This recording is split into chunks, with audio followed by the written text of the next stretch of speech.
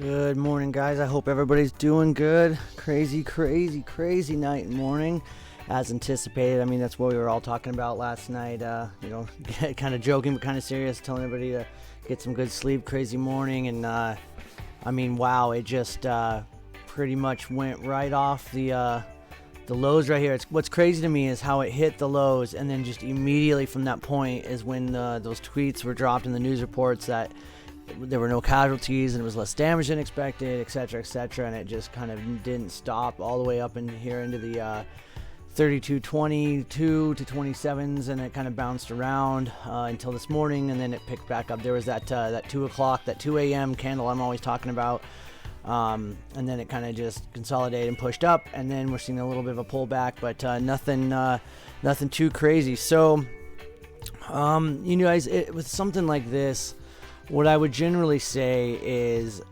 as hard as this is I would forget about all of this. I mean, I'm serious. The only thing that this really should be on our monitor or in our heads and the idea of is that it was a big, liquidity crunch, right? Or the opposite. It was liquidation at its finest.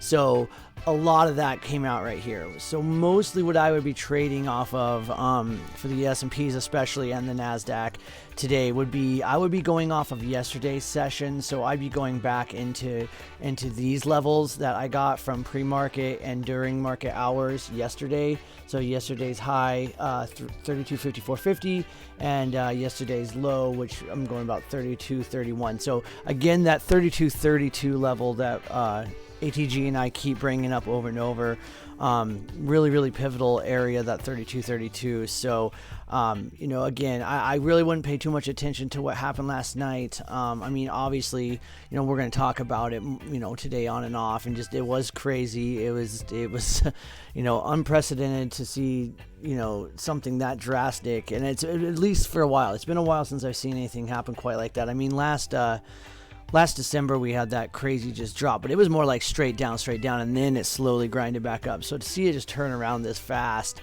it's just, it's, on one hand I can sit there and say what I have been saying about the, how inefficient the sellers have been, but this is a little bit different, right? This isn't your typical regular, buy the dip. This was something different. I think it has a lot to do with, the financials, and a lot of, when the other thing is that happened last night was that all night, and continuing to right now until they close in about an hour, is the European markets were just ripping through all this, and so that does make a big difference as well.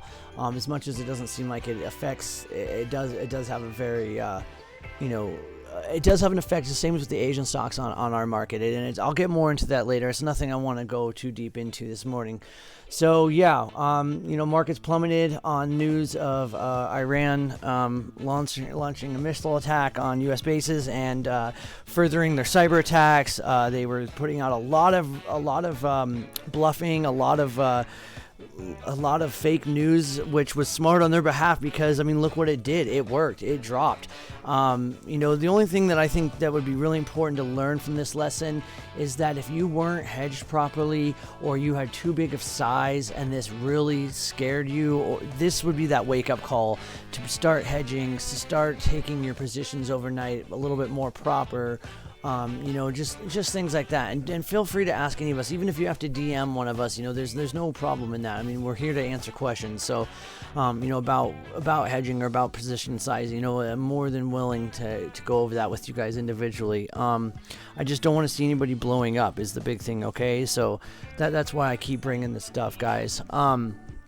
So then we get, no casualties, all that. Market starts ripping back up. There was, in some of the other news, Boeing did have another plane go down. No real reports yet of exactly what's going on there. It will be interesting to see what comes out of that. More as that develops, probably today and tomorrow into the next week. Apple released their App Store numbers, which was significantly up from last year, over 16%. So that was very positive, not just for Apple, but for retail in general. I also put in the description Macy's is closing some more stores. They're laying off a lot of people, but Macy's is actually up this morning, but it's because of the restructuring program that it will benefit shareholders. I don't think it's going to benefit them in the long run, but in the very near term it is going to benefit them slightly, so that's why we're seeing that. Walgreens had earnings. They did miss, as I posted on both EPS and revenue. Not too shocked there. We had all that crazy earnings the last quarter for them, so I kind of anticipated this. I didn't actually play any earnings yet. It is the beginning, very tiptoe beginning of earnings seasons already, which is just crazy, right? But I will be posting a lot more stuff in the earnings page for you guys, because I think a lot of you are definitely ready to start, at least paper trading, if not taking some smaller spread plays or some butterflies, or our little Aries our golden vultures, as I call them. It's just a fancy name for like a broken wing butterfly, basically. And I'll go over more of that getting into next week, because there'll be a lot of earnings stuff I'll start playing here. This is when I get really busy, is during earnings, right? And especially with the market the way it is, and if we keep getting this tight consolidation, I'm going to be probably playing a little bit more heavily into earnings to find those moves and to find those big breaks. Tesla just absolutely just dipped to around the 455 and then just ripped this morning.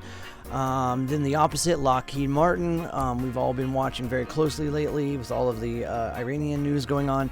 It was up almost $30 last night and gave it all back by this morning, which does definitely suck. And that's it's one thing about options that is a hindrance. I know a lot of people always say that, I wish I could play earnings or play options after hours. The problem is it actually would never work. It doesn't, because the way they have to settle, it would literally be a bad thing. I know that doesn't sound like, and I could get more into this later when I have more time, but just trust me, the way that they have to settle, it would never work, and it would actually be a negative thing for traders, especially like us at our level, guys. I'm looking at some of the other news here. I like the stuff that Darth posted for the watch list. I think there's some really good trades in there, you guys.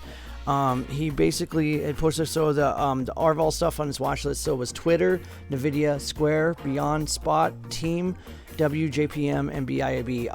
I really like Nvidia and Beyond again. I would like to see some maybe a pullback and then some continuation up for Beyond. There was just a big giant rip yesterday, and it's been setting up. And then with all the McDonald's news about how they're expanding their Beyond menu, I expect we're going to see quite a bit more of that this year. They are expanding, as they had said in their earnings, their first earnings, basically. They had said that they were going to be expanding a lot in 2020, so I see this as a sign that they are going to be doing that. So as much as I hate to talk about Beyond in a positive way, I do think it's something to be watching coming up. Gold is also, it dropped a little bit, but it's still going to be something that I'm going to be looking at. What else do I have I'm looking at this morning? Qualcomm, I actually picked up some shares on the dip last night in Qualcomm. I'll be watching that a little bit more this morning. Alibaba, I definitely think Alibaba, BABA, you guys hear me talk about it quite a bit. It's one of the few Chinese stocks I play, but definitely some positive news. They're actually really competing hard now with Amazon in Europe. They are lowering all of their fees for their sellers, which could absolutely just rip them. So after they opened that, they opened up their new stocks in their market just, what was that, a month ago? I think I was talking to you guys about it over and over, and we saw a big giant jump. I think this could be that next leg up for Alibaba, so I'll be watching them very closely today and going into the next couple of weeks. Amazon, I want to be watching tightly because the earnings for them will be coming up, so I will probably start stepping into an earnings, like a lead up earnings play. I don't want to hold on to it through earnings, but I want to play it on the way up. Most of these stocks, especially FANG stocks, will rally up into earnings, and then depending on where they post earnings, will continue to rally up, or they'll plummet down. So Amazon will be something I'll be watching. Google also showing some really good strength over the course of the last couple days. And as far as anything else, I mean, obviously all of the usual suspects. You know, I'm just trying to point out a lot of the trade ideas that I have this morning. I do really like the short on JPM that Darth posted. The only problem I will have is if the market starts to rip up hard, I see it dragging JPM up with it, but that might be a good thing, is to get a better position for a short in JPM if that happens. So that's something I would definitely be looking out for too. Let's look at some of the futures here. Let's see what we got here.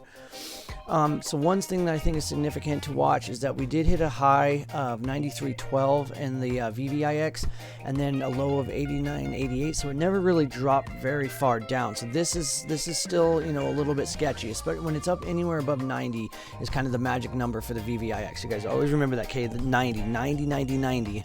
$90 for the VVIX is a very, very important number. In fact, I highly hold this number more important than I do the VIX any day. Like, absolutely. And I'll explain more of that when we make our little 4-part series on trading the VIX and using hedging with the VIX, because it'll also be talking about the TVIX and the VVIX and all of those volatility projects. That's why it's gonna be a 4-part video. But I just remember, as of right now, to keep it simple, remember $90. So right now it's sitting at 91.07.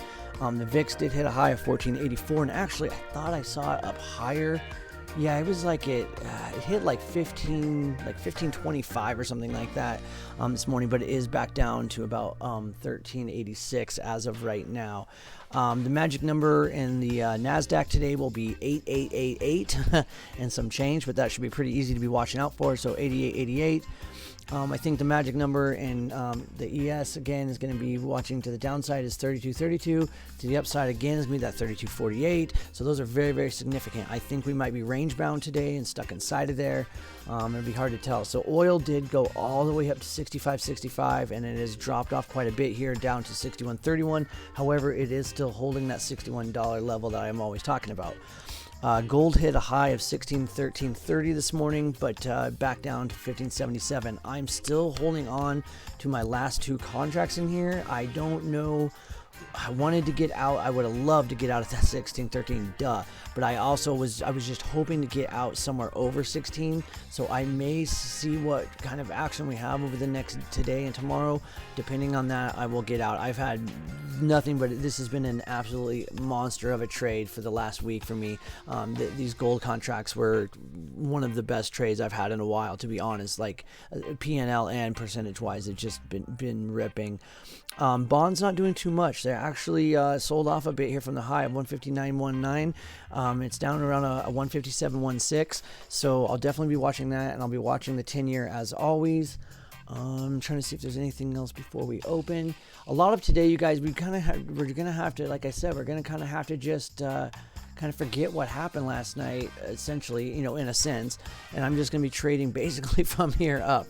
So it's going to be a big day of watching price action and stuff like that to see if we can get into anything. I'm trying to see what else I have on there.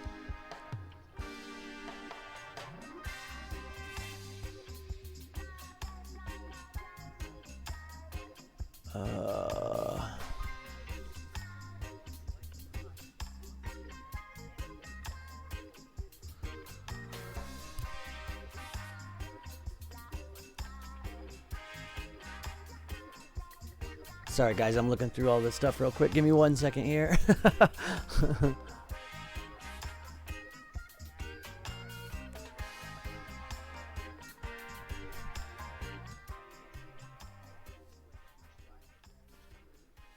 Okay. Well, I guess we'll see where we open up here. I'm really curious where we're going to open up on the add decline line as well. So I'm going to sneak on over there and see where we get going open here, guys. And if anybody else wasn't on when I first posted the new look for that will be, this is more of what I actually see, and I even have more crazy layouts on my actual page. So just so you guys know, this is the same thing for the add decline line, but it's in an area chart. It's just easier to see. This is cleaned up how I use it, and you guys have probably gotten used to the way that the tick lines go. So even though we mostly use our tick counters anyway, and why is I was gonna say my ticks aren't working. All right. So there we go. Let's see here. Yeah, and Willie just posted. That's right, you guys. Remember, Trump does speak today at 11. So there we go. We opened up at a positive 256 on the at decline line. Nothing too significant. I would like to see that thing just climb all day today. It'll be interesting to see. I will bring up, once we get a little bit farther in here in a few minutes, I'll bring up the heat index so you guys can see how I look at that. Wow, Macy's reportedly to close 28 stores. Jeez, that's what I was just kind of talking about. Wow, that is crazy, guys. Yeah, so AD was 131, tick 256. All right, so here we go. So giving back a little bit, and I expected this. You guys see a little bit of a pullback, right? And then I would expect to see this bad boy move back up. I definitely am anticipating a little bit of a pullback here at the open. Wow, Thinkorswim is going so slow for me right now on the other side. Good Lord. Okay, come on. Up 64% on those. Nice. Keep going. Let's keep going back up, baby. Crap, I better change those. I need that cash. I'm going to get out of a couple positions, guys, here while I got some gains to play with. Hurry up.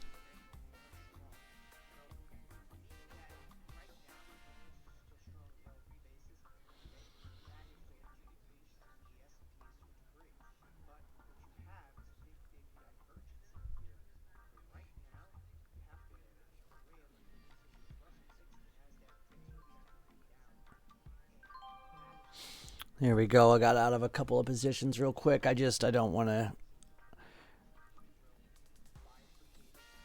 And I'll start looking for some new stuff here, guys. I just gotta see what the day's gonna bring us. Got out of my Amazon for a nice 128%. I'll take it. I'll take it all day, baby.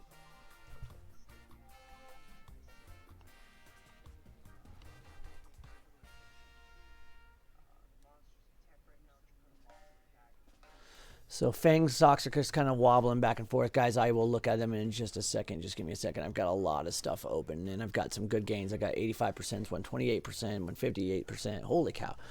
Give me a second here, and I'll go over some of these. So that Tesla trade actually worked out quite well, only up $3.93, but the IV just freaking rocketed from last night. So that's actually helping a lot. So yeah, Boeing, let's look at Boeing. Hold on one second. We'll look at Boeing because that is, it is crazy, huh? It's crazy.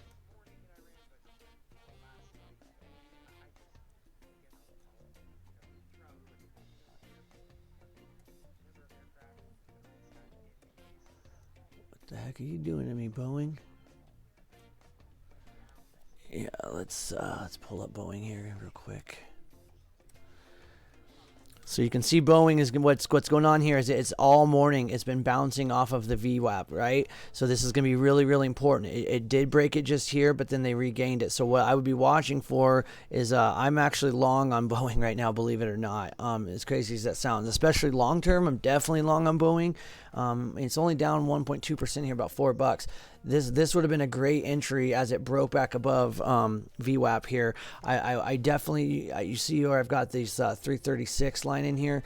I would definitely be taking some profits there as target 1. Target 2, I would probably be looking for this 338, 339 level.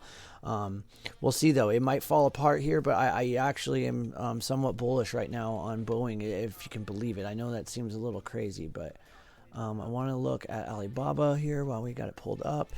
So similar looking chart. I mean, you can see it hit. Wow, that's crazy. Went all the way down to 213, but that's a lot of this isn't going to matter to me right now.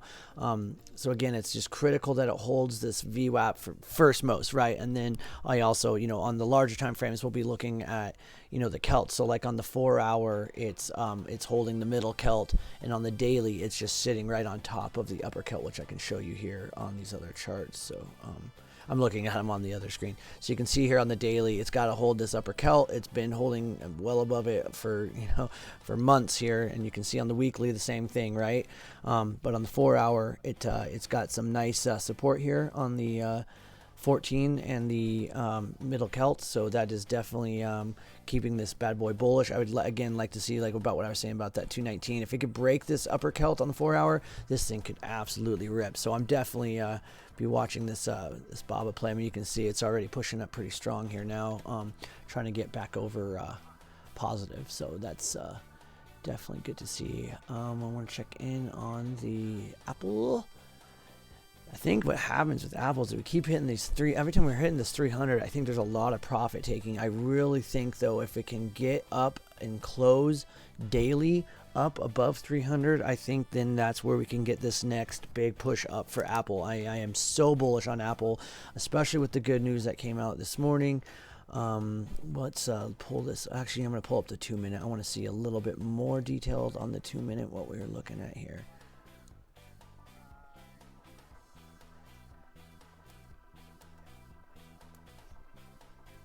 You know what? That's not going to be as clean as I thought. Let's look at it on the 15 minute. Let's go ahead and pull the 15 minute up here. I want to see what let's see more what I'm dealing with here.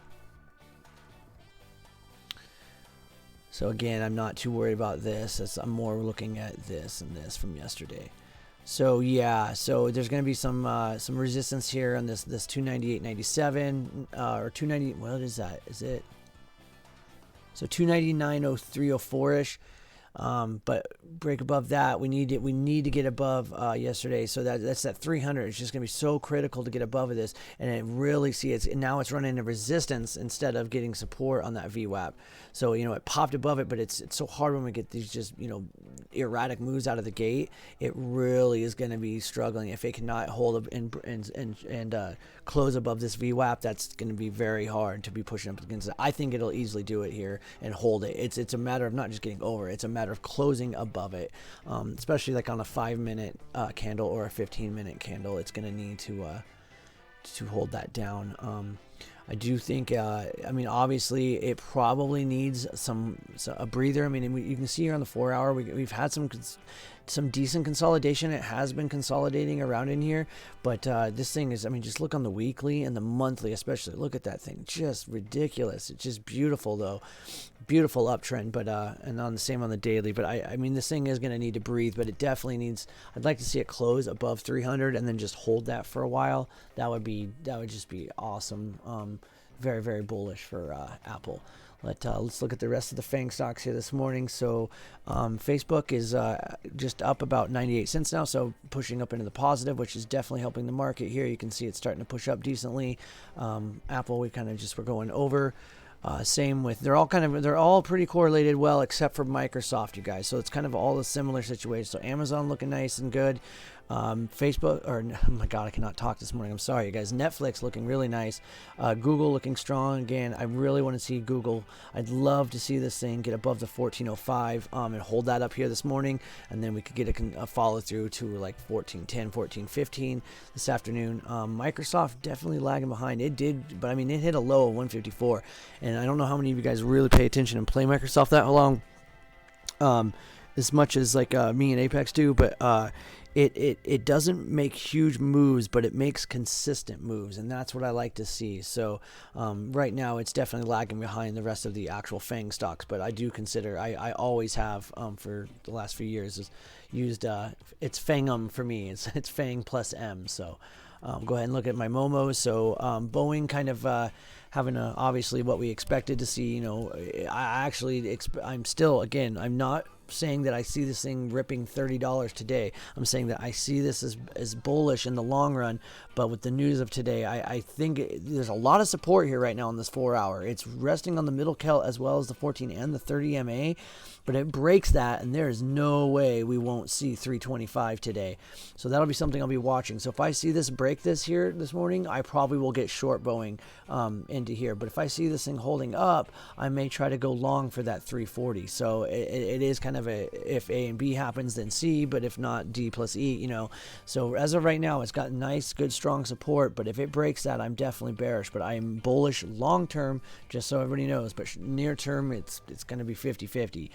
But I definitely think if it breaks through this 1430 and middle Celt, then there's no way I'm not going to take a bearish position. And I mean, it's hard to say. I just feel like if I pull the trigger now, I'm front running it for something that might not be there, but getting long. So it's this. I need to see what this wants to do this morning.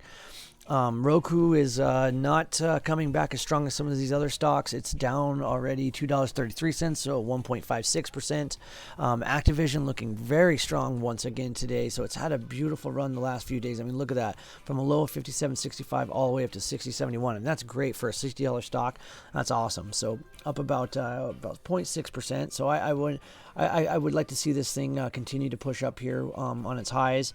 Shopify, you know, it's had some nice consolidation over the last week. I think it's ready for that next push up. It definitely needs to get above and hold this upper Celt on the 4 hour. And then I would feel a little bit longer about getting long on it. Nvidia is kind of chopping around here this morning, not really making its mind up, still in the red, slightly about 11 cents under. Tesla is up about $2.64 or 0.32%. I did hit a high of 475.81 though, so I believe that all-time high, new all-time high, 475.81. Ding, ding, ding. I am extremely bullish on Tesla. I'm going all the way until Elon Musk's his little his little paycheck number is 555. I have this funny feeling we get to 555 before we see any significant drop back. So BABA's holding flat here. Like I said, it definitely has some good support here on the 14 and the middle Celt. I'd like to see this thing get into the upper Celt today. Bidu kind of chopping around pretty much flat. It's down about 10 cents, 19 cents here, just kind of chopping around. AMD just kind of down about a little over 1%, but it's got some nice support here on the 4 hour. It has the 14 and the middle Celt here on the 4 hour, so at least it's got that support, but it loses that and we got a drop. But as you all well know, I mean, AMD basically follows the S&P most of the time, right? 99% of the time. Qualcomm, losing some of its gains that it's had over the last couple of days. But, I mean, after that big, giant push-up, it's definitely going to need probably to take a little breather before it can get that next push-up. So I'll be watching Qualcomm, but probably not for anything until next week, to be honest. Disney pushing down here down about 62 cents or 0.43%. And McDonald's making a nice little push up here, up about 55 cents. Did hit a high of 203.74. So definitely keep your eye on McDonald's as well for a possible bullish push through. So I will look back at my futures, see where the NASDAQ is at. NASDAQ is up 25.75 or 0.29% at 88.79. So closing in on that magic number of 88.88. I was bringing up pre-market. Again, 88.88 and above and can close up in there. You know, we're getting close right in there. And I'd be very bullish on the entire market if the NASDAQ gets up here above 88.88. That's what I really want to see. Oil coming back to life here.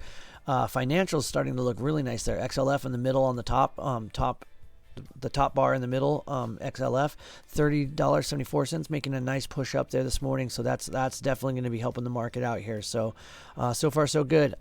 Gold still selling off a bit, as well as the bonds and the 10 years. So nothing too drastic from what we thought, but that's where we're going. So like we said, pre-market, we got that nice little pullback, and we are pushing up here. You can see the ticks are all looking nice and strong. The breadth is above, not significantly, but it is above the zero line. So this is the positive volume versus the negative volume, and this is extremely important to the way I trade. As you can see here, the add decline line is also continuing to rise. We opened up at like a 268 and we're up already to 564. My magic number, as you all well know, I keep talking about always, is 600 positive, 600 negative. So we get up above this positive 600. I'm going to be extremely bullish, as more than I am already. The S&P 100 add decline line is up to a positive 151 now also. So looking very, very strong so far here out of the gate. The VIX has come off quite a bit. We're down to about down 1.23% or $13.61. I will definitely pick up more contracts if it gets into the $12. I just don't see the VIX getting into the 12s today. Even if we get a big rip, it'll be interesting to see. Apple 310, let's go. Yeah, I would love to see that, man. Could you imagine all the short squeeze? That's the thing. If Apple gets over 300 today, and in fact, if it can break its all-time high and get up to like 301, I think that's where I guarantee if you could see it, I bet there are so many stops on that thing right there for shorts. So I guarantee we get over that today, you're going to see a squeeze that could just absolutely go parabolic. And that goes parabolic, as we all know. Apple does that, then this market is going to rip. So we're closing in on that line that so this is the first line I was talking about, this 32.46, and then the big one that really matters to me is 32.48, but we need to get over this first little hurdle here of 32.46 in the ES, and then 32.48 would be on my chart. But we definitely need the XLF here to keep pushing up like it is. It's just looking beautiful this morning, but then we're going to need some big help from the FANG guys, and they're pulling back a little bit here, which is expected.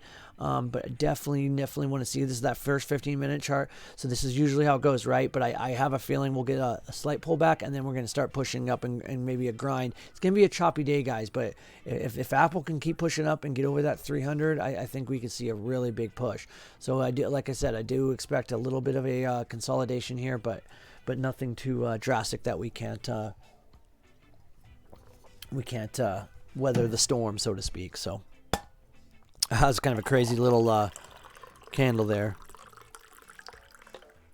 It's bouncing around. And there are some economic numbers I posted earlier. I should probably post that again so everybody can see it again. But nothing too crazy. I think the biggest event for today, other than you know people getting in and out of liquidity issues because of last night, I think the big thing will be Trump speaking today at 11. And I'll see if I can't find it, guys, here in a minute. At least get it set up so maybe we can all listen and watch together and we can talk about it. I don't know how much he's going to say that's going to really move anything. I could see him saying something positive for like Lockheed Martin, Raytheon, type of things. But I think right now he's probably going to just be trying to, more than anything, negative towards that, because I think he's going to be trying to comfort, more than anything, if you get what I'm kind of saying. I know it's kind of a weird way to say it, but I think you guys get what I meant.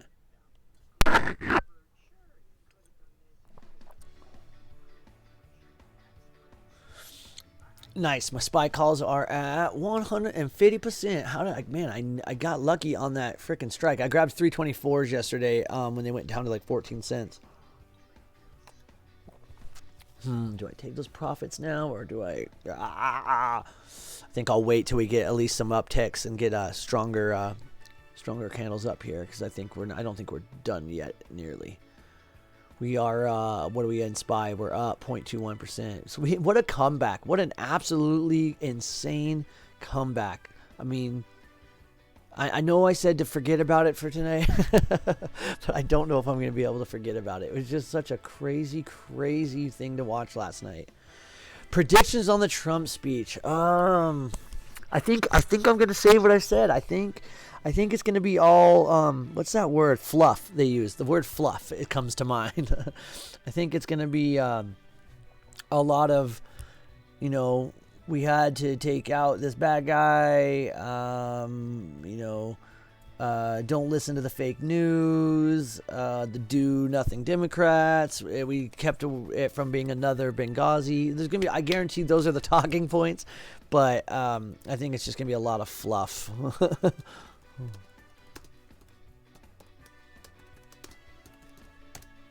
What about you guys? What do you guys think? What are you guys thinking is going to happen? Do you think anything crazy, or do you think it's going to be pretty... You think it's going to be pretty mundane? I don't know. It's such an important year for him, but this is good. Like, who was it? I can't remember. They always talk about that quote where it was what is it? World War II or World War I saved the Great Depression or whatever. There's like, I never say it right. I'm so bad. That's why I can't tell jokes, because I can never remember how to say them correctly, and I'm so bad at quotes. Like I'm a great writer. I just cannot. There's something when I go to speak, like I just forget those kind of things. Like I can do it in the moment, but I can't remember it right. But the quote, yeah, I mean, I'm sure you guys know what I'm talking about, but it's kind of true, right? Like, why else would it have done that? That was the other thing I was looking at, gold and silver really, really normally correlates with gold, and it's way off. So I'm super bullish long term on silver, and extremely bullish on anything defensive. So that's where a lot of my long term, because I don't think this is going away anytime soon. I don't know. I mean, I know they can't hang with the big boys, but at the same time, I don't see how any of these people could just roll over and take it, because then they look weak to their countries, and then that's when their countries come in and they get, they have issues. So it'll be interesting to see. So as I was speaking, I was just seeing this on the chart. I wanted to show you guys. So you can see we've already dropped off on the VVIX below that 90. So it's at 89.50. So this is super critical, you guys. I really, really, really just... please trust me and start looking at this chart more. Yes, of course, the VIX is always going to be like the kind of standard, the industry standard, and it's better to play as far as volatility and price. But the VVIX, the volatility of the volatility index, is absolutely a critical indicator to me. Beyond being like a leading indicator or lagging or anything like that, it is just all telling to me. So you can see the NASDAQ here continuing to consolidate a little bit. I really want to see that next push up. I'm really, really telling you, if we get over that 88, we're going to see a big push up today. The XLF, the financials, still looking very, very strong this morning. Gold's kind of just chopping around here, but it's still holding, at least holding over that 61 level. That's going to be super important. Again, as I said earlier, gold, 10-year, and the bonds continue to sell off slightly. So this is still looking quite bullish in my book. I mean, we're not seeing a huge amount of, anything going crazy as far as in the breadth or the ticks, sitting around like a 212, and the breadth is up as a 7670213. So that's, it's decent, but this thing needs to be well up over, the 400. So, but the ad decline line continuing to rise here. We did hit a high of 690, tapered off just a little bit right now at about 630, but we hit a nice size. So it was, again, my magic number is positive 600 or negative 600. So we're over my 600. So this is a very bullish sign to me. It will take a lot for this to come back down. I mean, sellers would have to get super strong here. I think we're going to chop and then leg up and then chop and leg up. I would actually, see, I can't speak today, would actually expect to see a next push up probably around that 1030 to 1045 after the European close, and that's why I have it marked on my tick chart here, and you'll see when it comes up in a minute, a few minutes. That's why I have it marked, because there's generally, especially on a day like today, like in a range day, we will see a big push around 1030, 1045, depending on when contracts are being closed out of. I want to look at the FANGs. Starting to push back up a little bit. Netflix looking pretty strong, actually. Microsoft just really can't get anything going there. And you can see, so here we go. So Boeing has lost that level. It was lost on that 4 hour. It lost that 1430 and middle Celt. This is very bearish to me. If it cannot regain this, I might take a starter position in here, to be honest, because this is not looking good. I would give myself a little bit of time on this, though. I wouldn't probably take this week's expiration. Normally, I know you guys always hear me talk about how duration. I always go about 30 to 45 days out. With something like this, honestly, I would be looking at a really short-term play. So I probably would only go out till next week, maybe the following week, but yeah, probably 2 weeks to be honest at the most. Activision looking really nice here to this morning, nice and strong. Tesla coming back from that little bit of sell-off there this morning. Shopify also pushing up quite strong. Shopify just makes such big moves that you never know, but it did break through this upper Celt on the 4 hour, so quite bullish here on Shopify. I might try to take a starter position here.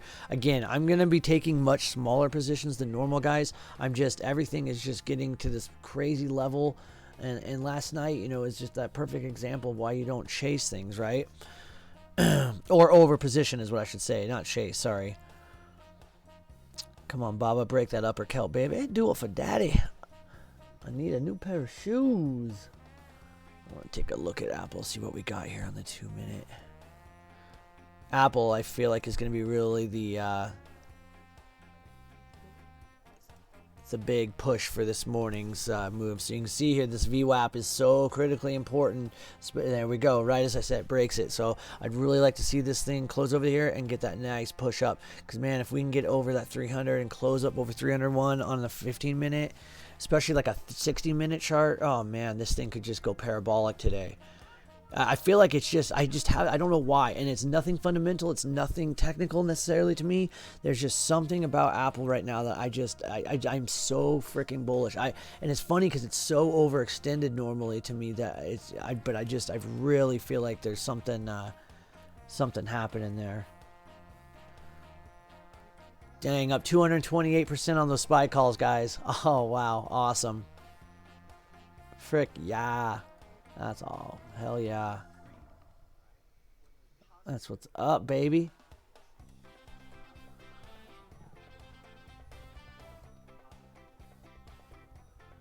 Yeah, I agree, DT. That's exactly what I was thinking too, man.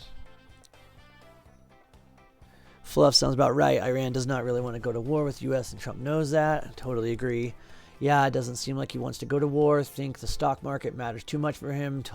Jacob, absolutely agree. That's exactly, I think you guys nailed it, man. Seriously, everybody said, I think it's funny that we're all very different people. You know, yes, we all trade together every day, but it's just funny that we all, you know, very, very similar the way that we're thinking. So here goes the market. Like I said, Apple being that all-telling, you could look at a big old tick of 766 I saw there hit. Yeah, this so here's that big push up, and again, ad decline line continuing to rise at 804. You can see the breadth rising nice and strong here, getting well above the zero line, and you can see these ticks just looking nice and strong, right? Just looking beautiful, beautiful little bullish charts today, guys. So there's a high of 813. Wow, ad decline line really coming back to life here. So this is extremely bullish today, guys. So again, you know, any pullbacks probably going to be bought to new highs. I wouldn't chase anything too big, but if you're going to get in some longs, definitely just take smaller position size, guys, please. Won't go to war unless they start attacking us in Iraq with troops. As long as we don't go to war, he can claim he's keeping us out of war while holding. Yeah, exactly, DT. That is what I think. I think that's the real end game. There is those little tricks they like to play, but it works. I mean, yeah, people like us kind of like, you know, pay attention to the stuff and we really see what's going on. But you go talk to 10 people today. 9, if not all 10 of them, will have the complete most just either, oh, he's horrible, he's an idiot, he's going to kill us all, or it'll be the complete opposite of that, oh, he's saving us, he's the best thing, he's the new Jesus. Like it's never, you know, you ask me a question like that, it's never an answer I will give you like that. It's never an opinion like that. To me, my opinion is always like, well, this and this could happen, but if this and this happens, then, you know, I always have that kind of, and I'm not trying to be right all the time that like, oh, I said this, because I'm always biased more one way than the other, right? And I'll give my true answer. The reason I say that is because it's never as cut and dry. It's never as black and white. And I'm not just talking about this thing with Trump. I'm also talking about trading. I'm talking about life, like in general, right? It's never just black and white. It's never just cut 50-50. There's always a gray area, and most of the time I find the gray area is where we live, and it's the majority of the area is the gray area.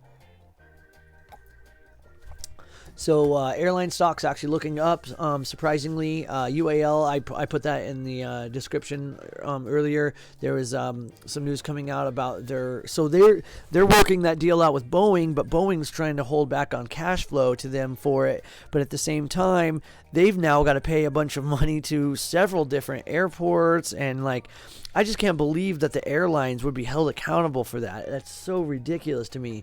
And like, as much as I've been playing and love Boeing, yeah, I gotta admit, this is kind of messed up. It is. I think I said this at least 2 or 3 times this year, but right after this first happened, if this was any other company, they'd be bankrupt by now. There's no doubt in my mind. So ADSPD, which is the ad decline line for just the S&P 100, is up to a high of 208 here now, and the ad decline that for the New York Stock Exchange is at 845. So these both are just rising significantly strong. Ticks aren't huge, but they are nice and solid here, staying in the mid 200s. It seems like as the breadth line continues to grow nice and strong. So you guys, this is a nice strong bullish day, especially after coming back from that crazy night. So again, basically just market just ignored what happened overnight, went right back from yesterday's levels, and that's right where we're sitting. So, and we are up about $11 right now, or 0.34% in the S&Ps. The Dow is up 24.50, or 0.09%, and the Nasdaq is up $33.22, which is about 0.37%.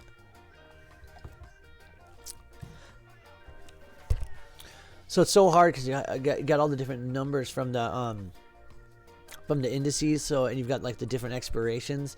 So like on the one, it's funny because I look on like my Tastyworks and it's 9,101, but then I look over on my my Thinkorswim here, and I have it at 8896. It's like so confusing. But that was that line we were talking about, guys. See right there, 8888. That's the exact line. Right when I said that's hilarious. Right when I pulled it up, that is the magical number for the Nasdaq. You know, it needs to stay and close above the 8888, and we're gonna get it. We could get that next. Keep pushing, push.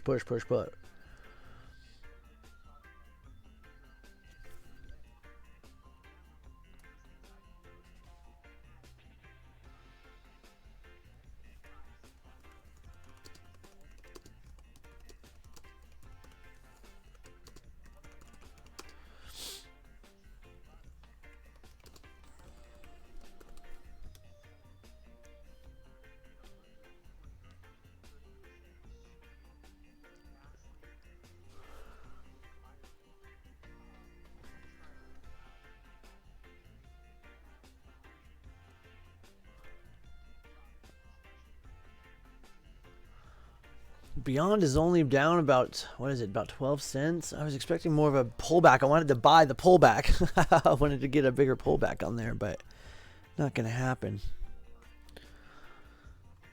Here we go. Is that big push up here?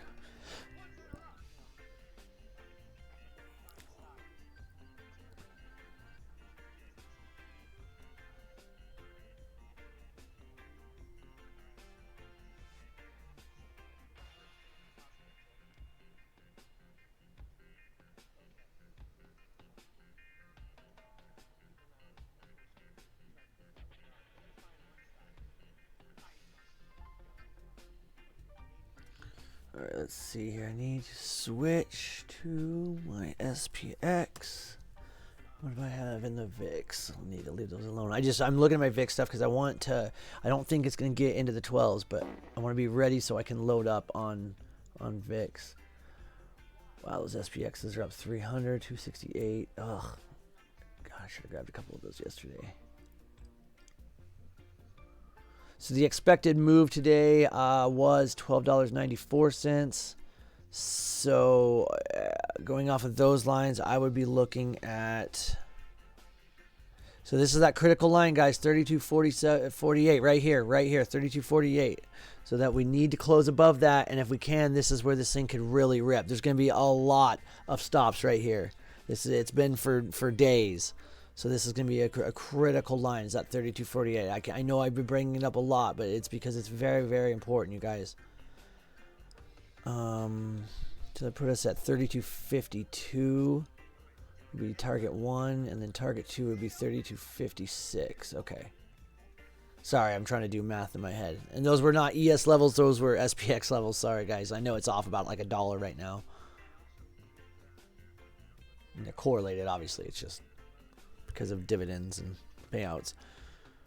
So there's going to be a bit of resistance here on the ES on that 32.48, but it really, really needs to push up over this.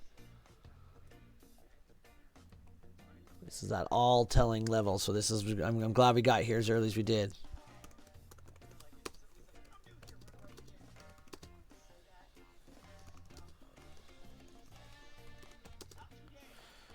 So this was that X-Tech level, guys, that I was been bringing up over day after day after day. Come on, baby, don't get scared. Come on, baby. Come on, apps. Come on, apps. So Facebook's still looking pretty strong. Netflix pulling back a bit here. Apple and Google and Microsoft starting to come back alive here. But we need that Amazon and Apple to really make these next pushes up, especially Amazon and Apple. They hold so much weight.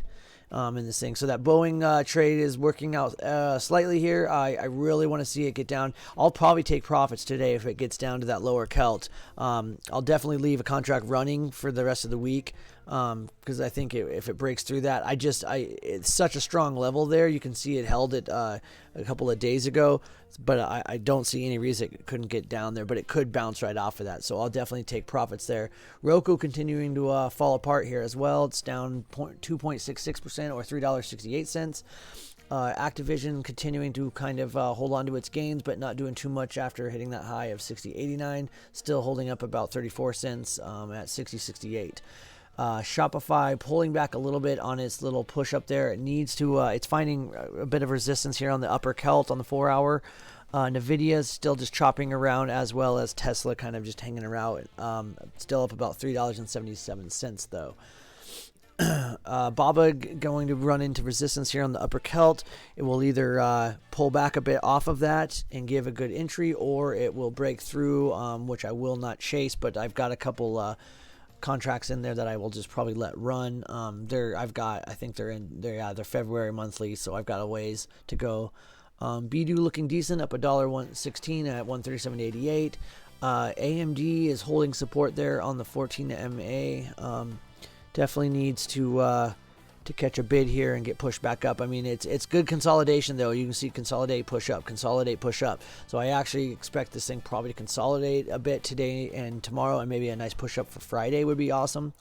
Qualcomm did bounce right off the 3014 and middle Celt. There's a lot of support there, so it bounced right off of that, but holding up, it's only down about 30 cents. So really, if it can breathe here for a couple days, we could get that next leg up on Qualcomm. It had a huge run up yesterday. Disney pushing back up off of its low of the day. It is now sitting around 145.32, and McDonald's still holding up about 83 cents or 203.46 cents. So I'd expect a little bit of chop here for the next probably, I'd say what, like 15 minutes-ish or so. We'll probably see some chop here, and then might get that next little push up from the European close. And then after that, we've got Trump speaking in just, and not even an hour, in about 55 minutes. Trump speaking. I'm going to try to look for that, so give me just a minute, guys. I'm gonna see. I'll still be on here. I'm gonna throw on some of my reggae beats, and we will see if we can't find that broadcast so we could watch that in real time together. I think that would be a nice thing to watch together. Let's see here. Give me a minute, guys.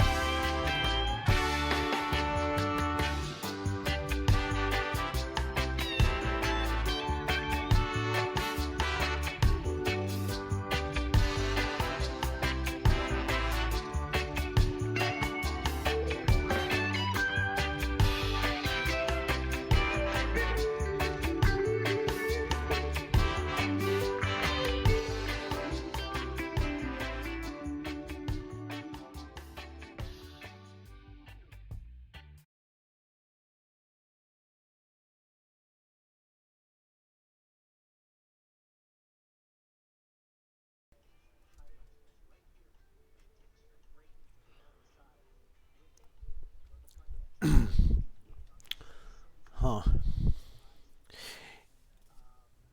Yeah, man. So I would close those two trades and then just hold on to that Walgreens. Let it's gonna drop a little more. I guarantee it, especially with the market doing what it's doing right now. Okay, man. No, great job. No, I know you are. Yeah, I appreciate that you are doing his. I mean, you. All right, thanks. Sorry, guys. Ended up getting on a call with student. So you can see the ticks there heading down, and we just keep running into that 32.48. I cannot say it enough times that that level is so important right now, and you can see it just could not get over at what we had. 1, 2, 3, 4, 5 times here, and it got over it a couple times, but it couldn't close, and then it just kept rejecting, and now we're pushing back down. Yeah, so I expect us to chop around a little bit, and then hopefully get that next push up. You can see the add decline line coming way down though there.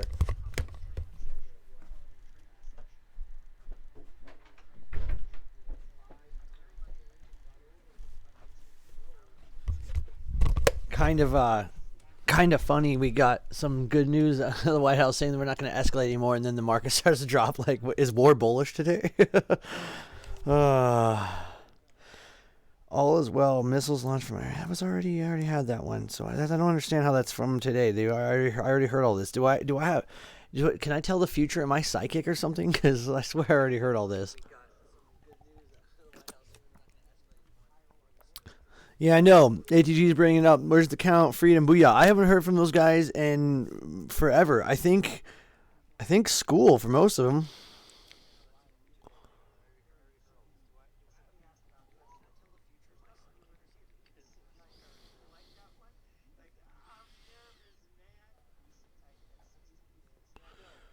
That's what I'm hoping too. Yeah, just what ATG said. I totally agree. I'm hoping that Trump gives us that. So I mean, I wouldn't mind seeing some consolidation here, and then Trump give us that big boost up, right? That'd be the icing on the cake. So it's like, do I buy this dip or do I not? And again, anything you get into today, guys, especially right now, anything long or short. I mean, short, obviously, if you're getting into short positions, give yourself plenty of duration, right? Anything long, I would just be taking very small. I mean, don't be going for big home runs in this. You're not going to get it. I mean, maybe here and there if you luck out, but it's going to be luck. It's not going to be skill or consistent. I would definitely be looking for smaller little chunks, little pieces to nibble on here, crumbs. Trying to swing for the fences is going to get you nothing.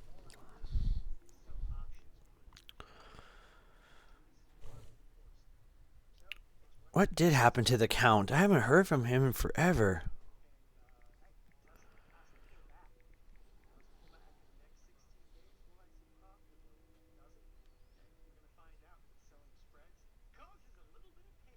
That's weird. I haven't heard from him forever.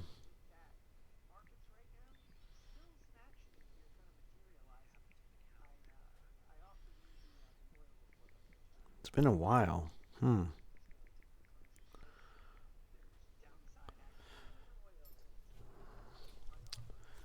Man, big old drop here going on.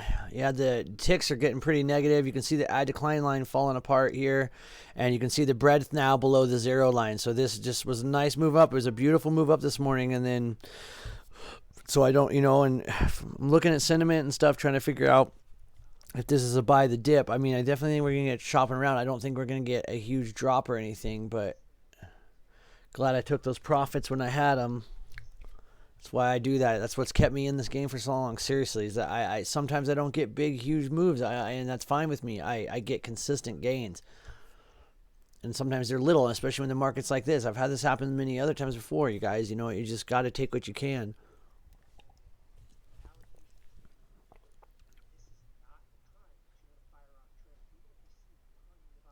We're basically right back onto where we began the week at on the expected move. We're barely above it now. This is just crazy, and I'll post that chart later today if we end up in this area, because I think I'll start posting those again. I used to post them every week, was the expected move charts. I think it does help some people, so I will start posting those again. Well, look what's going on in the futures here. So you can see gold still selling off, but the bonds in the 10-year are starting to move up. The financials are selling off, oil selling off. And then I have a feeling, obviously, the Fang's going to be selling off as well. Yeah. Of course, the one time Microsoft starts pushing up, but Facebook, Apple kind of chopping around, Amazon, Netflix, Google not really selling off really or anything, but kind of just chopping around. So Microsoft actually pushing up while the rest of them aren't. It's kind of funny how it kind of flipped the tables there. So that Boeing trade still sitting around flat where I got in. It's not really working out too well yet. We'll just see. I mean, obviously, I'm not going to get out of it because it's not showing me any bullish sentiment either. I just kind of nothing as of right now. So Baba did just almost tap that upper count and fell off a little bit. So I'll still be watching that. McDonald's did hit a high of 204.13. So McDonald's being one of the stronger plays, which in my book generally used to be always like a negative. That would be like a bullish thing. But Tesla up $4.40. So about 1%. Interesting. Yeah. So these... there's some positive ticks, but that breadth line is just absolutely hugging the zero line, and you can see that we fell off pretty strong here.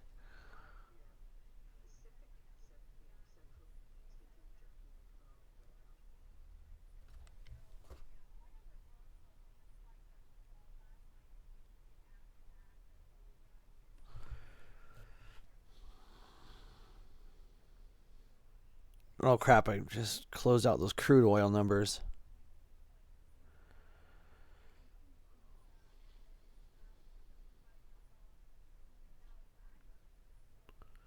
Dang it.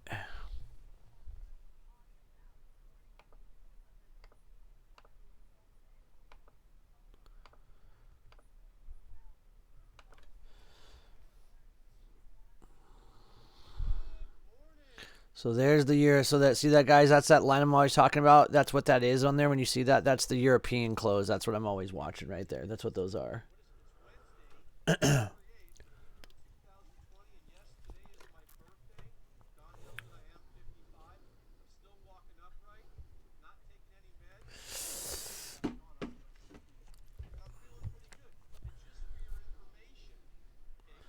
Mike Bloomberg releases jobs plan. I'm gonna have to look at that. He has that guy put so much money into his campaign, almost makes me hate him even more.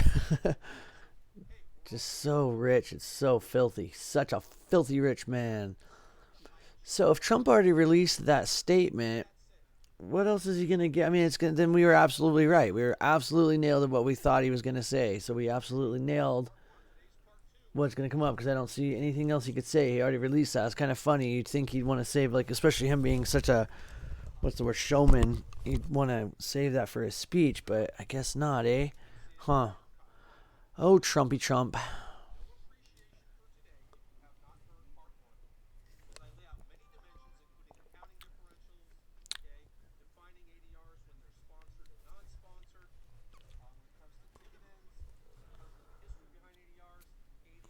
Oh, so he wants to bankrupt businesses. Okay, $15 minimum wage, federally. Yeah, okay. Yeah, you're such an idiot. It sounds good on paper, but... Alright, let's see here, guys. I'm going to see if this is the... I feel like it's the low here. Bit of support here, so let's see.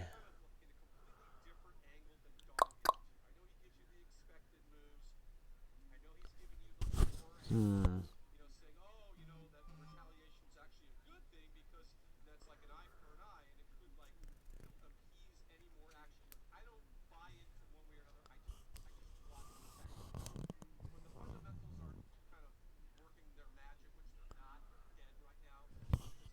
just feel like until we're over that 32.48, I just can't see myself wanting to get long on anything. This is just so sketchy. That level is just not...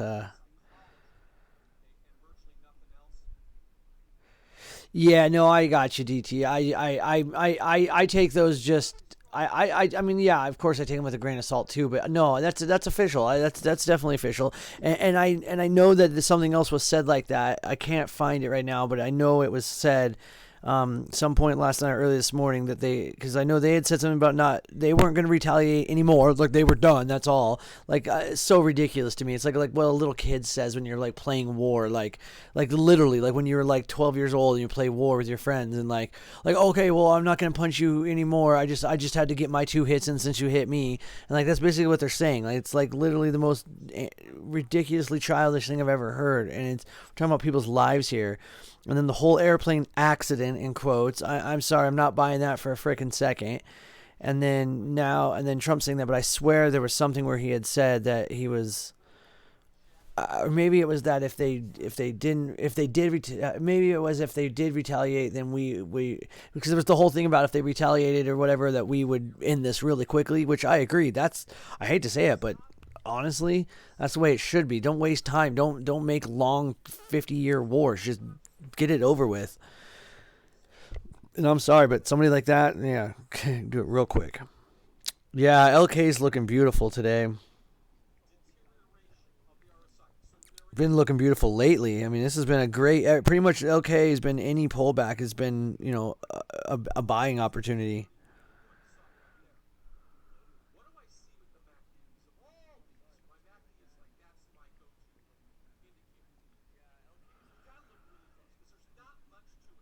Oh, that Cyber Park took off too. Damn. Spartacus just posted that in Discord. I forgot that Cyber Park. You know what's crazy is there was a lady in Bazinga, and Bazinga Pro had a thing on it. There was a Cyber Park. They actually last week they posted it in there. So there was a bunch of people who got in it early and made huge profits.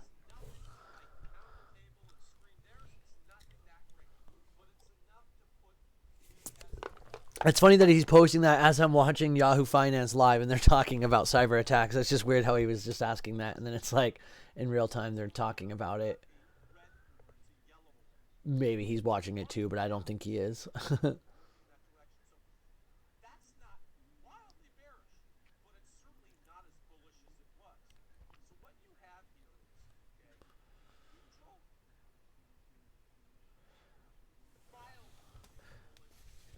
So Apple's down 16 cents, Microsoft's down 28 cents, Intel's down 3 cents, Cisco's down 35 cents, and Google is actually up $32.84. So Google, just exactly what I said this morning pre-market. This thing has just been absolutely so strong lately this week, just the last couple of days. And I mean, so Google up $5.16, what was at 1,400. So it made a $20, so $22 move off there.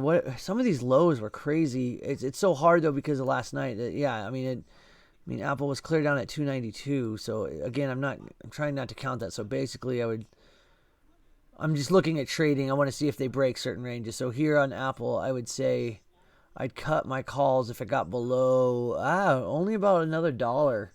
So I've got about $1 that I'm willing to risk left on Apple, because I'm running out of time. I've got Friday's expiration on this. I've been holding it for 2-3 weeks, and I got rid of most of them on that first big push up at 300 for really nice. I mean, I think a couple of them were 300%, a couple were 200. They were nice, huge gains. But these last, I think I have 3. Hold on. Wait, how many? Yeah, I've got 3 left. So I'm only willing to risk that last dollar, and I don't know. I don't know if I want to. It's so hard to say if I should hold on to it, because then I feel like what would happen, and maybe I should do this for the group. If I sell, I think it'll take off. If I hold on to it, it's going to do nothing or drop. So maybe I should just sell so everybody else gets a profit. Fair enough, right? do one for the team.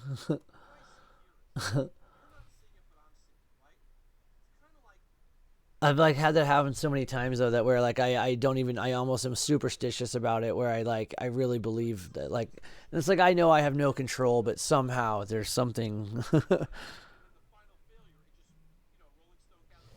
Yeah, I know Boeing. Well, this whole time we've been talking about this other stuff, Boeing pushed back up, so I'm probably gonna have to cut for a small loss.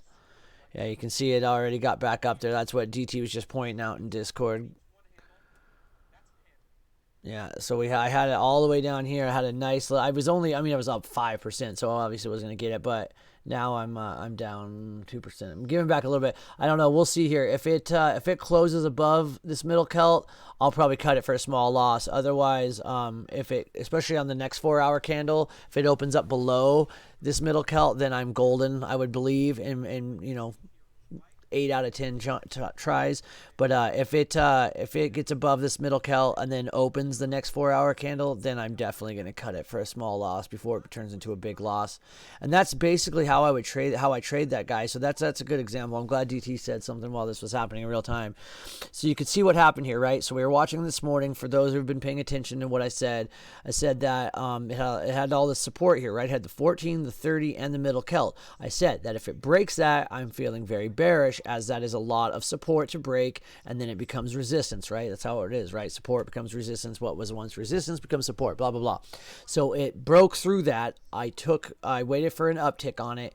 I got in for a small, I took 2 positions. That's it, just a 2-handler. Like I said, anything I'm playing right now, I'm cutting way, way smaller position size right now. So I just took a couple contracts, and I was hoping for my target here was this lower Celt on the 4 hour, which is about 325. That would have been a very significant move, right? It'd be a nice move. Boeing has that range, though. It can easily do that. So now what's happening is it's actually getting bought up here, and it's now up above the 14 and the 30, but it's still below the middle Celt. So it's kind of stuck right in here on this 4 hour chart. So what I'm saying is now the way I'm playing this is if it continues to rise and it closes up this 4 hour candle above the middle Celt as well as the 14 and 30 MAs, and then opens the next 4 hour Celt above here, I will cut it for a small loss, because that is potentially more times than none it will start to run as a bullish move at that point. However, if it does not break this and it opens the next 4 hour below here, I will continue to watch it for this 14 and 30 break. And if it breaks the 14 and 30, then I'm definitely back in the money, and then I'm writing it down. However, again, I know I don't think I'm trying to talk down to anybody. I just want to explain exactly my thought process here on a technical level, because this has nothing to do with fundamentals right now. This is purely a technical trade.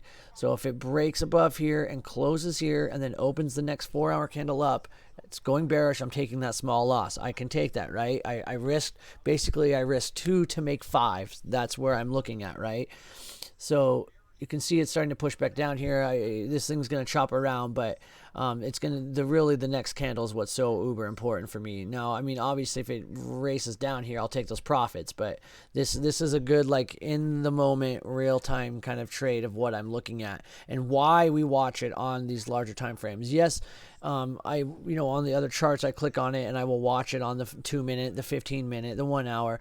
But really, I trade off of the 4 hour, the daily, and the weekly. That's it. I use monthlies and quarterlies for long-term trends and stuff like that. I use smaller time frames like the 1 hour, the 30-minute, 15-minute, 2-minute for entries and exact exits. But I trade off of 4 hour and daily almost exclusively, and weekly. Weekly is more for trends also, though. So hopefully, I hope that makes some sense and maybe helps somebody out that's kind of been struggling with some of those ideas of where to get in and where to get out and what I'm thinking. So that even though I might take a loss on it, I hope that helps you understand why I would take, where I could get out for a small loss instead of letting it run and turn into a big loss. That's the other thing here. So Amazon losing that VWAP that's been so important all of pre-market. It was, back and forth and holding it most of the time until right before the market opened. And then it's kind of been dipping a little, but it kept closing these 15-minute candles above VWAP, which was super important. So this is that first 15-minute candle to close under VWAP, and now we are well under here at this 297. So this is that level. This is where I might have to get really cautious here to sell this out, because this is this exact level I was just talking about a couple minutes ago before we went over the Boeing thing of where I would get out of those last couple of contracts here. I just don't have very much time left on them, and so my time credit is pretty much gone, and so they're really right now just 100% off of actual worth.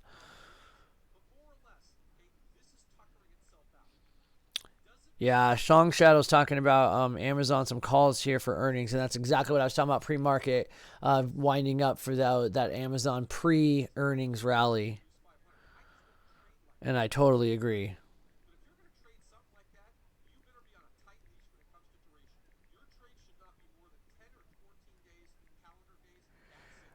Sorry, I'm trying to write to him real quick.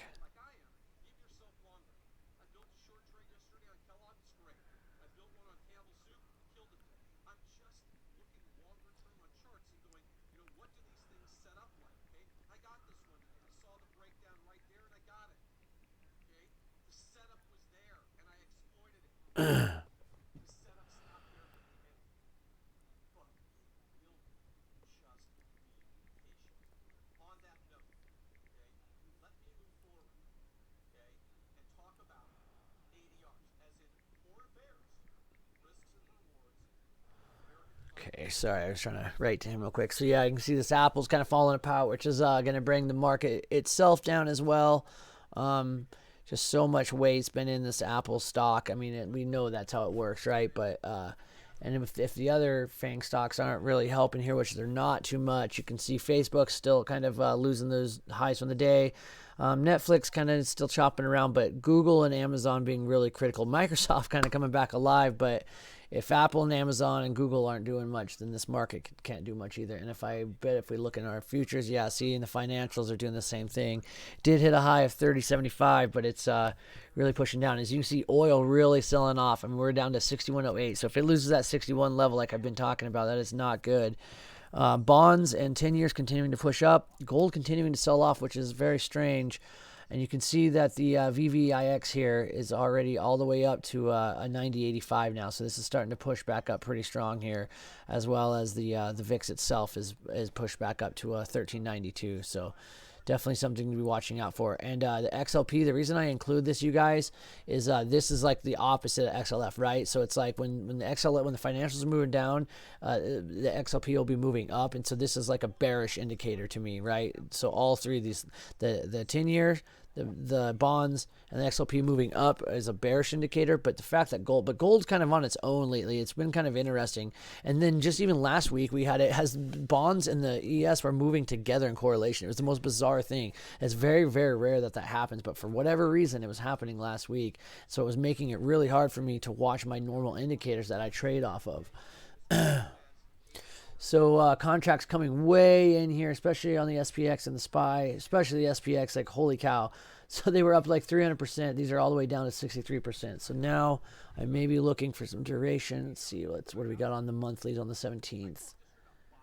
There's two. Oh, there's the weekly and the monthly on the 17th of January. Those are up still about 12%. I was looking for those 3250s, but damn, they're expensive. Holy crap. They're $17. My God.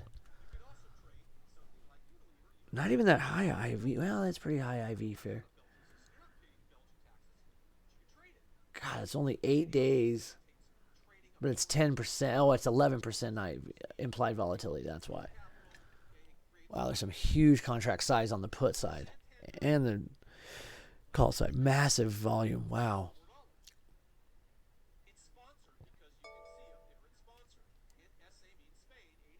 I need to learn how to turn off that fast market thing. It drives me nuts every day. There's got to be a way to turn that off. Yeah, so just looking at the SPX option chain, I'm looking at the implied volatility. So the puts are the 3215 going down to the 3240. So they're 12.64%, 12%, 11, 32%, 10%, 10.85%, compared to the calls being 9.5%, 9%, 8%, 8%. So big difference. So yeah, there is a lot of there's some fear coming back in here, especially after last night. And you can see these ticks getting really negative here, going below the zero line here, which we've been above all morning, right? And now starting to really drop hard here. And you can see the breadth just absolutely rolling over. And I mean, a little bit pop up here, but it's not coming back. But look at this, you guys. This is just devastating. So we had a nice, beautiful climb all morning to that 892, and we've just done nothing but drop off the cliff here on this add decline line. And it's the same thing in the S&P 100. It went from a high of 217 all the way down to 61. So we're barely above. So then I look at, and this is what I watch a lot of here. I'll show you guys. The hell? Where'd it go?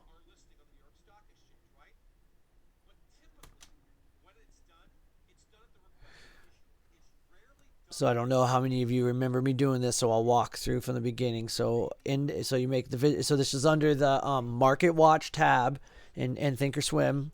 It's under Market Watch, and then usually when you open it opens up into this heat map thing, which this thing looks kind of cool, and like I like that they use it like on the Yahoo pages. It looks cool, but it's really hard to like actually use this for anything. So I always use the index watch, and then to make it nice and clean, I just go down to the S&P 100. And you can see that this has actually changed quite a bit. So this was actually looking really green this morning. Most of these were green, and now you see we've got some bigger. So what I do is I visualize off of these, and it makes it easy. So you see Boeing there because it's been falling apart. You've got COP there, CVS. I think that's Costco, yeah, or Cisco. I mean, sorry, Costco. GE, GM. Halliburton, and then the monster is Walgreens.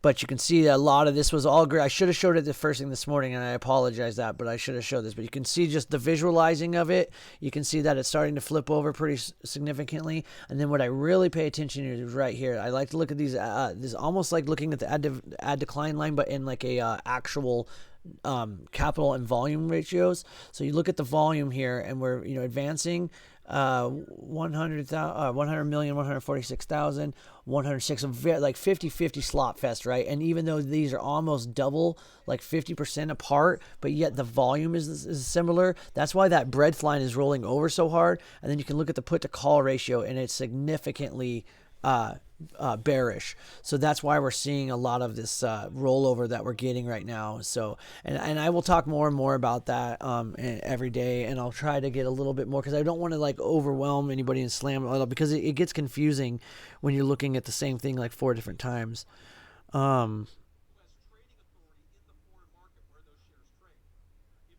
DT, yeah, I know, it's annoying, isn't it, dude? It's like, because like every time it's that sound, and for me it's like that, after doing this Thinkorswim for 10 years, well, no, I guess I've been at Thinkorswim for 8 years. Yeah, 8 years, because the first 2 years, because I started off in well, I still have my Hankook, but that's like my real IRA that I don't even touch. But every time I hear the fast market thing, it's like that sound. I'm like, oh, like warning, like what, like makes me jump, and I look every time I look. It's just so annoying. But the problem is if you turn it off all alerts, then it like does it. So it's like there's got to be a way. I got to look more into customizing it. But so we got a few minutes here, just a couple minutes before the Trump speech thing. I do have it pulled up on the other page. I will drop it over here to hopefully watch it and see what we can gather from it. I think it's just exactly what he's already said, maybe, and more of that. I don't think we're gonna see too much. Markets are starting to push up here a little bit stronger here. I'm still not convinced of anything right now. The option chains are back over 100% most of the way, except for in the monies are about 48%, 30%, but that's expected. Guys, I'm gonna run downstairs real quick. My mini fridge is out of Red Bull. I need to restock. I have a little, I'll show you guys. I have the sickest little, I stole a mini fridge from the ski resort last year. It's a Red Bull fridge, and it keeps the Red Bull at like 34 degrees Fahrenheit. It's freaking rad, but it's so ice cold, but I'm out and I need to refill the thing. So give me just a minute here. I was going to get pumped for the Trump speech about war. Let's go. Yeah. Righteous, dude. All right. I'll be right back, guys.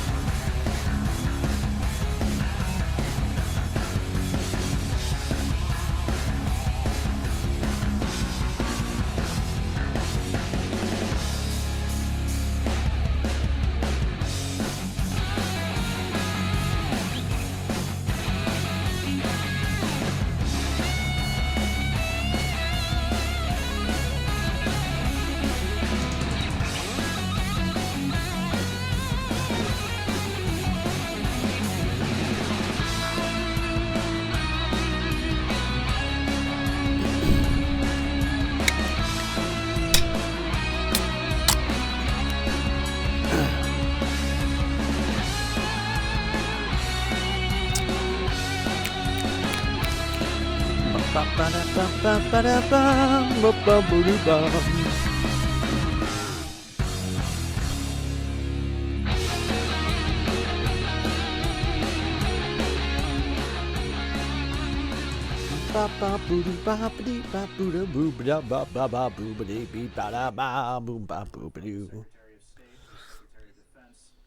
CIA director, they will all be in a classified setting briefing members of Congress about the actions last week of taking out Soleimani, and also to talk about where we go from here. Does the Intelligence Committee have any insight as to why our allies in the Middle East, the Saudi Arabians, Qatar, Kuwaitis, why they aren't being more vocal in support of our actions? I can't speak to that. I can say that Saudi Arabia is very much aware of the threat that Iran poses, and they are very outspoken about the nature of that threat. Our biggest ally in the Middle East, being Israel, is extremely vocal and supportive of our actions to contain and hold Iran accountable for their evil actions as well. So we certainly have allies in the region who understand that. But this president has drawn a red line, if you will, and saying that we will respond and hold Iran accountable if the lives of American troops or Americans the lives are at stake, or if Iran engages in any activity that kills an American, we will retaliate and hold them accountable. Fortunately, that didn't happen in the attack last night, and we're all glad to hear that news this morning. But there's no doubt that we have to continue to keep the maximum pressure campaign in place and hold Iran accountable for their misdeeds up to this point. Congressman Rick Newman here in New York. In terms of broader strategy in Iraq, should the United States be boosting the number of U.S. forces there temporarily, permanently, or should it be drawing down the number of U.S. forces there? Well, I hope the president will address that in his remarks as well, talk about our longer-term strategy specifically in Iraq. I believe it's fundamentally important to maintain a presence in our fight against ISIS. That's why we are in Iraq first and foremost. If we withdrew from Iraq, we know what inevitably will happen. When President Obama withdrew from Iraq, that led to the rise of ISIS to begin with. That led us right back to where we are today with the troop presence there. We can't afford that because fundamentally a rise of ISIS is a direct threat on the United States of America, and better to fight and defeat them there than to see another attack to the magnitude of what happened on 9/11. That's why we maintain a presence in a place like Iraq and Afghanistan, and why we have to keep up those efforts. Congressman David Nelson in New York, a lot has been made of the fact that Congress was not informed prior to this strike. When a target of opportunity enters into a zone and there's perhaps minutes to make a decision, is that the normal course, or in fact, should the president have made this gesture to Congress? Well, the president should have all options on the table of how to defend America and keep America safe. But the president and his administration did abide by the War Powers Act. They did submit a written report within 48 hours to Congress, and that report is available to every member of Congress. There were some members of Congress, as I understand it, who were briefed beforehand, like Senator Lindsey Graham, who's publicly made that publicly known that he was briefed. But at the end of the day, I don't blame the president one bit for not notifying some members of Congress immediately before the attack because of the serious nature and confidentiality, the classified nature of that attack, and making sure that it was carried out successfully as it was. Congressman, I want to ask about comparisons between this situation and the run-up to the Iraq War, because as you know, many Americans, if not most Americans, are deeply skeptical of the events that led the U.S. to enter the war in Iraq. And now I'm seeing some skepticism around the idea of an imminent, a quote-unquote imminent threat from Soleimani that led to that assassination. Do you think that's warranted? Are you indeed convinced that there was an imminent threat, that the U.S. had that intelligence?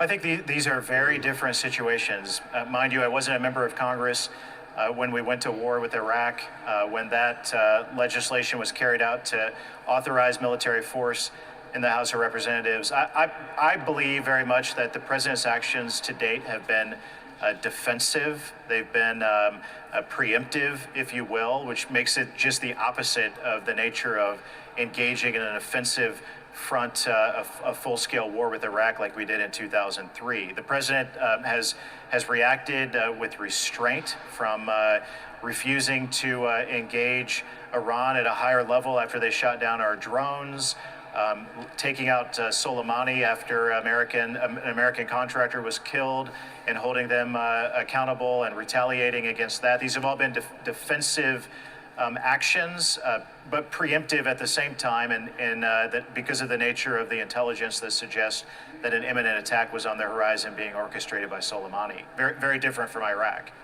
Congressman Banks, thank you so much for your time. We really appreciate it. And we do want to mention, we, of course, are still waiting for the president's comments. But in the meantime, let's talk about more about what this escalation means for global oil markets. We're joined by Fernando Ferreira. He's Director of Geopolitical Risk Service at Rapidan Energy Group. Fernando, we saw that spike in oil futures overnight on that Iranian strike. They've come down, and now they're down about 1%. Does this action make sense to you? Yeah, nobody cares. I wanted to hear the first guy talk, but I don't. This is, what is it? Fernando Ferreira, Rapidan Energy Group. I don't know who that is. The first guy was Representative Thomas. So they're just waiting for President to get on here. I expected nonetheless. I mean, it's kind of how they always are. They always have this kind of like preamble thing. So we'll see. Market is popping here, though, as of now. The ad decline line is coming back. You can see the ticks being really strong. I mean, we've got a tick there, 511, 497, 511, nice and strong tick. So we're getting a nice big push up here going into the Trump speech. So this will be interesting to see if we're just going to chop around or if we're actually going to get this next push up. Let's go ahead while we're waiting. Yeah, I know. Yeah, I think there's a long-term trade. Well, not long-term, but near-term, like within the next. While this is all going on, I think there's still a trade. And I think even when say this all de-escalates and backs off, I still think I think it's a good stock. I think it's a great company. I mean, people were looking at this before this even happened. They were looking at that play. Like I said, I don't know if you heard. You probably weren't on here yet. But at Benzinga, they were looking at it last week, even just from a technical level. So definitely something to be looking at there. So yeah, let's go ahead and look around the market while we're looking at this. So you can see on our futures charts here, the financials are coming back up just a little bit. Oil continuing to sell off a bit. It did push back up. It hit that low of 61.08, but it's back up at around 61.37. I do not want to see oil lose that $61 line, or it will be looking real nasty. The VVIX is up at a 90.59, so it is above that 90 line. That's so important to watch out for. So you got that bearish outlook right there. The 10-year and the bonds in the lower right corner are selling off as gold continues to sell off. Let's look at our FANG stocks here. Facebook still chopping around, but starting to push back up here, still in the positive. Apple is still here after losing that VWAP. It's still it's just running into resistance on that VWAP. It just keeps bouncing right off of it here over the last about half hour. Hopefully right now as I'm speaking, hopefully it can push through here. It is in the negative about 25 cents. Amazon is also down $9.60. It really needs to also get above VWAP. Netflix holding pretty strong here above its VWAP and its 9 MA. Looking pretty strong. Google just resting right on some significant levels here. It really needs to hold above that 1400, so it's sitting at around 1397 right now, so it's up about $2.58. And Microsoft coming alive, being the strongest so far, up 1.17% or $1.84 at 159.42. So Microsoft actually making a nice little push here over the last hour. So surprise, it was funny because I was getting mad at it this morning because it was lagging behind everybody else, and now it's kind of taken off. So Boeing is just kind of still sitting in that no man's land for me, so I'm still holding on to those contracts. I have not gotten out. Definitely not adding. Roku is down 3.44% or $4.76, so it's just sitting here right on support. If it loses this lower Celt on the 4 hour, that bad boy is going to just fall apart, I think. So definitely keeping my eye on Roku. In hindsight, probably could have got a nice trade once it broke through the 30 MA, but I really didn't. It was bouncing around on the tape. I was watching it on the tape there, and it was a lot of sell, a lot of buying going on. So I didn't really think it was going to fall this far this fast. But that's how Roku is, right? Activision still up 27 cents at 60.61. Shopify backing off of its daily high here, as well as Nvidia, and Tesla still just kind of poking around at this 471.88 level. So 472 as I speak. Baba backing off from its highs. It did run into resistance just under that upper Celt on the 4 hour. BDU also falling apart. AMD lost the 14 there. It is resting on support of the middle Celt though. If it loses that, it's got a long ways down to go for support on the 30 and lower Celt, which are basically the exact same line at this point. Qualcomm is continuing to make a big pullback, but I will probably buy another long position into Qualcomm if it can hold this support here, because it's got a lot of support under here. It's got the 30, the 14, and the middle Celt on the 4 hour. I will wait to see how the next 4 hour candles open up on all of these. Disney is it's up from where the lows of the day, and McDonald's just absolutely looking amazing today, hitting a high of 204.22 and just barely off of those highs at 204.15 as we speak. So that's where we're kind of sitting right now going into this speech. Will be interesting to see what if this moves the market at all. Yeah, I agree with you, man, Spartacus. I understand. So I would say versus a year ago, the whole market was nervous. Pullbacks, my dude. Worried about Brexit. The market was clearly pessimistic. Bond yields went to 135 on the 10-year. The market was pessimistic. So the right thing to do at that time was to Come on, Trump, where you at? Where you at? Where you at, Trump? Man, that was the dip, I guess, that 1045. See what I tell you? It's like, well, see, it's like not every day, but literally like 3 out of 5 days. Every time it's either 10:30 or 10:45 right after the EU market closes. It's like the trend change every day. Don't quote me on it, but I trade off of it a lot. I'm not going to lie. And then instead of waiting for power hour, like waiting right until it changes, I will actually do that directly before power hour, like 5 minutes before that.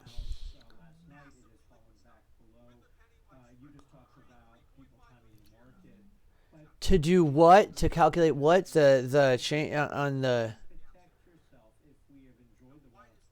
Spartacus, I'm confused what you're asking. Are you talking about it's just the same time every day? It's 10:30 or 10:45. It's the EU closes at 10:25 a.m. Eastern. So there's always like their little consolidation 5 to 20 minutes afterwards. So it just depends. You just watch the tape. You have to watch level 2. Maybe I'll do something with that where I can show you guys kind of. The problem is it's really risky to do that. It's just really interesting how often it happens. And it's something I've been doing for the last like 2 years. I mean, it just like happened one day and I just started watching it, and I don't know. It's interesting when you watch the tape because volume die is huge, but the trend change, it's very strange. Oh, yeah. Sorry, you're okay. So what I would do is obviously I would look at, you're going to look at a longer term. So you'll be looking at a minimum of 4 hour, and I would go off of the 4 hour, or the daily is a little bit too hard to do this on. So like 4 hour, what I basically would do is, put in your levels for your price levels and your pivot lines, your pivot levels. And then, you basically would just use, that's where the Celts would come, or Fibonacci's and Celts would come into play, is if you can line up your Fibonacci's and some of those Celts on like the 4 hours and dailies, you wait for it basically to get into that level somewhere around there and get confirmation that it's not going to break it because then obviously you're just, you're front running, and that's the problem with a lot of those. If you start front running them, is I would wait though. Is you never chase it. It's such a bad idea to ever chase. Like sometimes you get lucky, and in the market the way it's been lately, yeah, it works out every once in a while. But I would be waiting for my next entry on that. Sorry, I probably would. I would probably do the Fibonacci setup and then see if it could correlate and line up with the Celts, which I don't know. I haven't done anything with that cyber stock. I could do that though. Let me yeah, I'll do that here after this Trump thing, and then I'll let you know exactly what I'd be looking for. It's hard to say off the top of my head, and it does. And I mean, the way I'm explaining it it's not making sense, and I know that. So I'll once this is over, I'll actually draw it out and then see where I would, if I was to get back in it. And who knows, I might. I mean, you put it on the radar, so man, they are taking this sweet ass time. I mean, I can't even imagine how crazy it is with like the Secret Service and bomb sweeps, and especially when he's got a bounty on his head apparently right now. That's the craziest thing ever when I heard that last night. I actually traded quite a bit last night too. I was trading on all those drops, and I picked up so much stocks in my long-term investment portfolio because I mean it was huge drops. I mean, Tesla went down to like 455 or some crazy shit.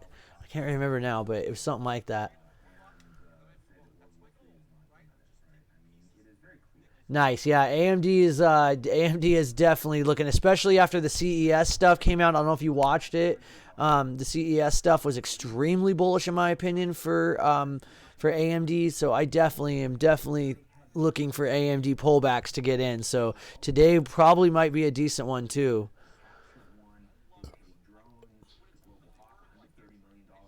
A sign that the price, for example, okay, so what he's asking, guys, what is a sign that the price, for example, the support won't break? So even though like they'll dip below and stuff, like you'll see, and so you'll end up seeing like wicks below. That doesn't really concern me as much. But what it is again is that's why we don't look at short-term time frames for these things. Like yeah, you use those for intraday trading for entries and exits, right?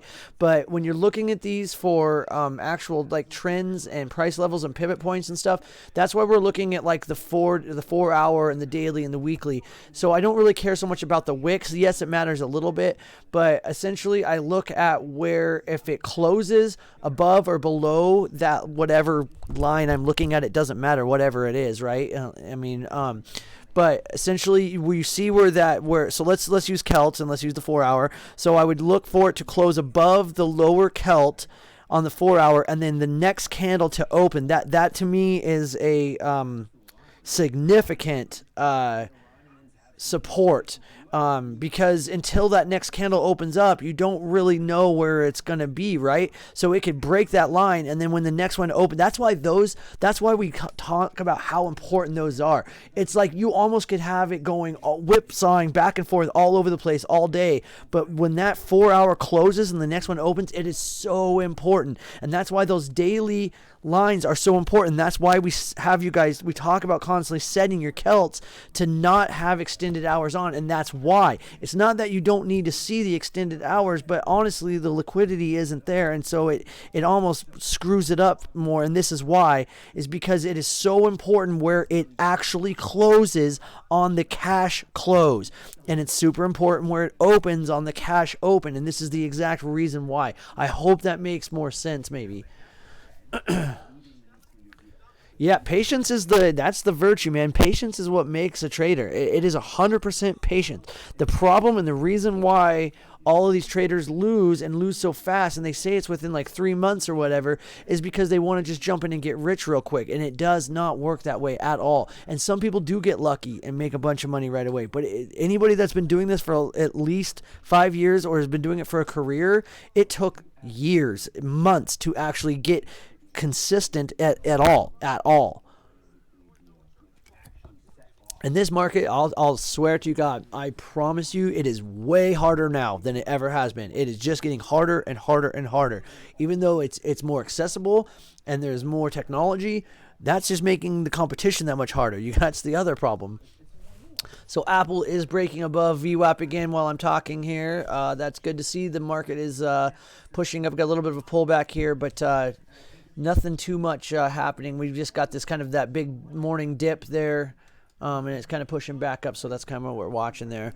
But yeah, you guys see, like, it's stuff like that you guys say that just makes me so excited and so happy that you guys are. It's like, even if you're not enacting it every day 100% of the time, you guys are learning. You know what's right, and that is so much more important. And then you can get the follow through and the action. And yeah, I do. I know people a lot of times like, oh, it doesn't matter what you say, it's what you do. Like that's BS to me. It does matter what you think and what you say. Then you can follow through with actions, because a lot of times, you still get emotional and you'll go against the rules. But when you make those bad trades, you instantly are recognizing it and you know your mistakes before anybody even is pointing it out at this point. And that's awesome. That to me is progress, and that's what's going to push you guys up to the next step and the next level. And I mean, honestly, the ones that have stuck through with it so far in this little group that ATG brought, which I could not be more happy that he did what he did. The little group that we have right now, that people that are active in here every day, there's not one of you in here right now, especially listening to me talk right now, that I don't think can't do this. I think every single one of you can do exactly what we do every day for the rest of your life. You just obviously have got to get to that point. You got to get your account up there. But like, there's no reason. You guys, like, trust me. You guys do not realize how far you have progressed, because it's so hard to look back because you've just been making small little steps up. But trust me, from my perspective, and me and Darth and ATG talk about this all the time. Like, we are super impressed with the progress you guys have made. And honestly, it's a good thing. It's not just like, it doesn't just validate what we're trying to do. It's actually that we want you guys to be trading with. I mean, look at how many trades you guys have brought up that we have traded off of. I mean, you guys are pointing out things now every day that are making me money. And like, that's what we want. It is a little bit of selfish, right? But that's what you got to be selfish. You have to be selfish to be a good trader. There's no way you can't be. It's impossible. It doesn't make any sense.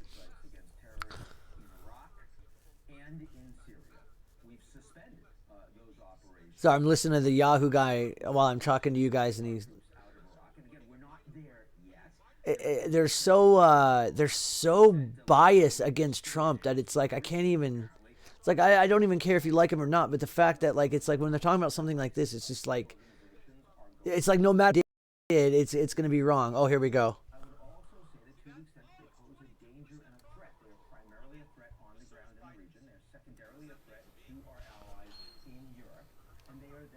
Ah, damn it. I saw the guy come out for a second.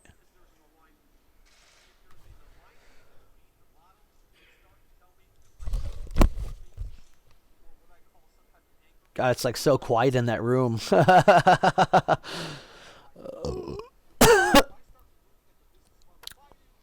They need a band. I wonder how loud this is going to be when they come on. It can't be that loud, can it?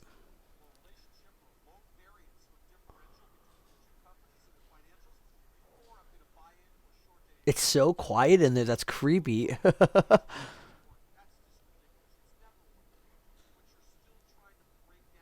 Okay, no. I saw that guy walk out and I got all excited for a second. What is she saying?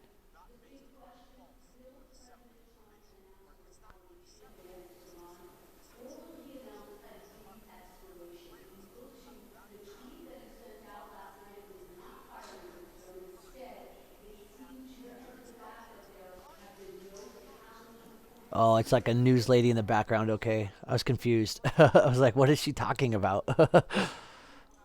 All right, let's see here.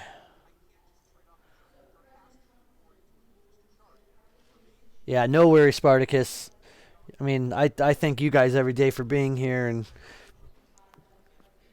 being consistent and progressing. I mean, it's hard. I know it is in this market. I mean, I was talking about this earlier, but I mean, today especially, I saw on social media, there are people that have been trading for years, literally years, that I know, and that have that are losing massive amounts of money. There are people that their accounts have been blown out from the last couple of months because they keep trying to short all of this. And it's like, why? Like, what indicator have you been looking at? And it's not. They're emotional because it's this is all manipulation. This is all so what? So what? Here we go. Right on. Here we go, kids. All right. I'll shut up now.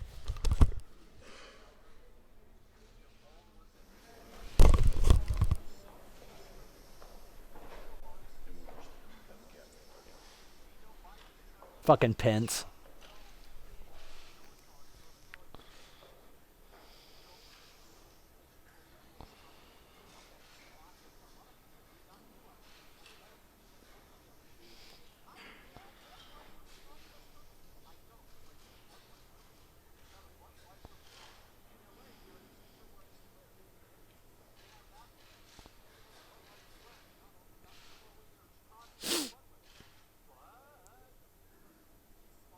Come on.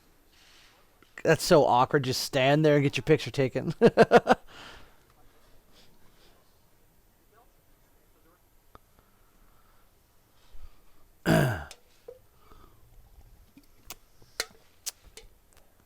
Market pulling back a bit here. It's because Pence's face is up there. No, I don't even know. It's not even Pence.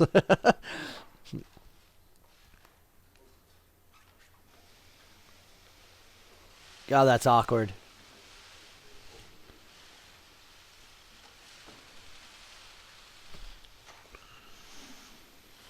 As long as I'm President of the United States, Iran will never be allowed to have a nuclear weapon.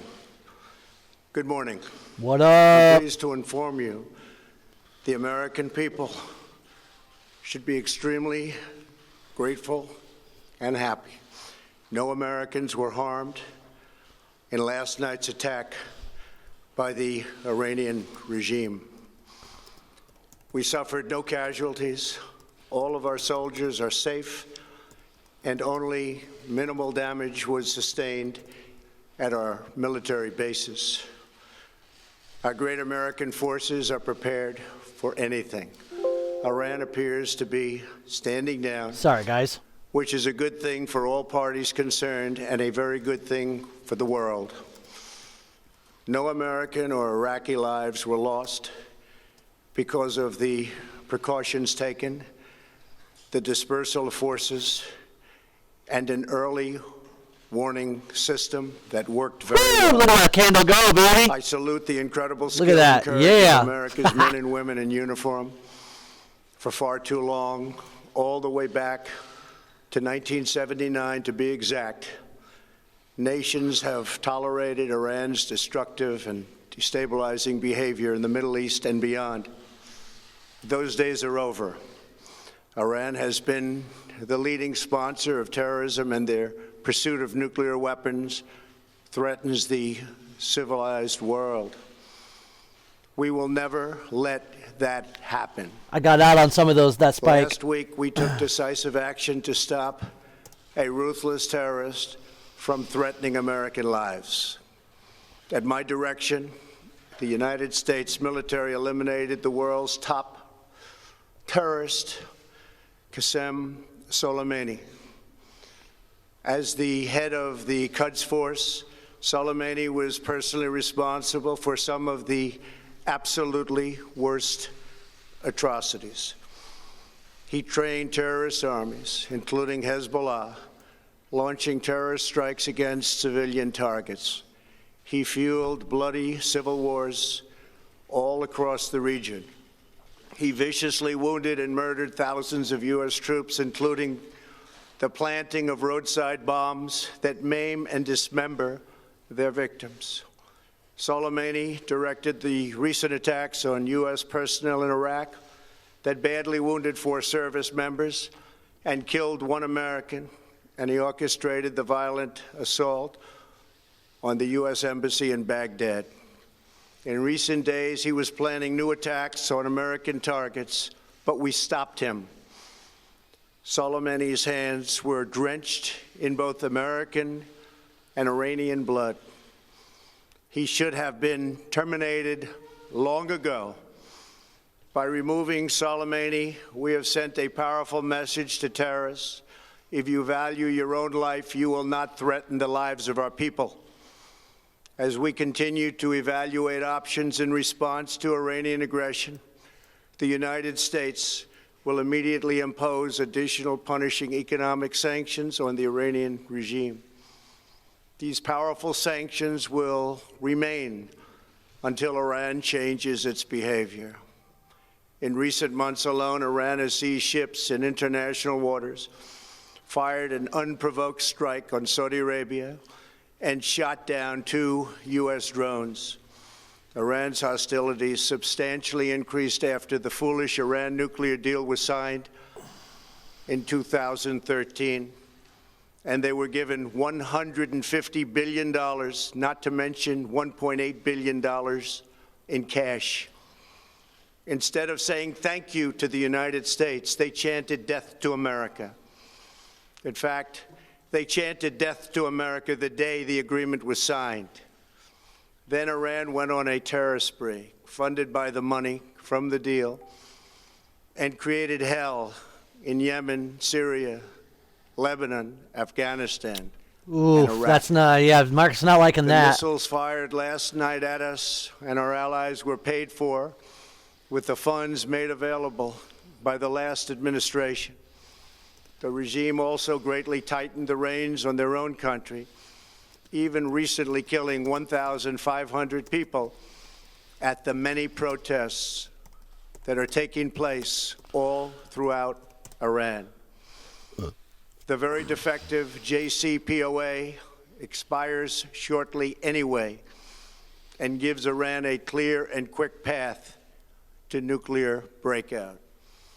Iran must abandon its nuclear ambitions and end its support for terrorism. The time has come for the United Kingdom, Germany, France, Russia, and China to recognize this reality. They must now break away from the remnants of the Iran deal, or JCPOA. And we must all work together toward making a deal with Iran that makes the world a safer and more peaceful place. We must also make a deal that allows Iran to thrive and prosper and take advantage of its enormous untapped potential. Iran can be a great country.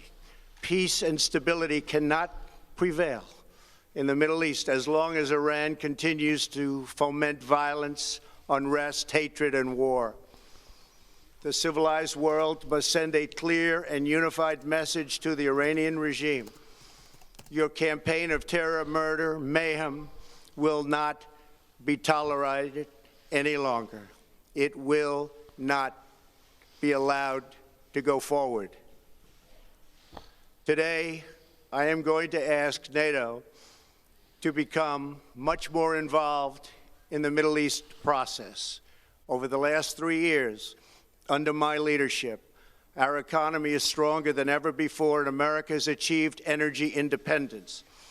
These historic accomplishments change our strategic priorities. These are accomplishments that nobody thought were possible. And options in the Middle East became available. We are now the #1 producer of oil and natural gas anywhere in the world. We are independent, and we do not need Middle East oil. The American military has been completely rebuilt under my administration at a cost of $2.5 trillion. U.S. armed forces are stronger than ever before. Our missiles are big, powerful, accurate, lethal, and fast. Under construction are many hypersonic missiles. The fact that we have this great military and equipment, however, does not mean we have to use it.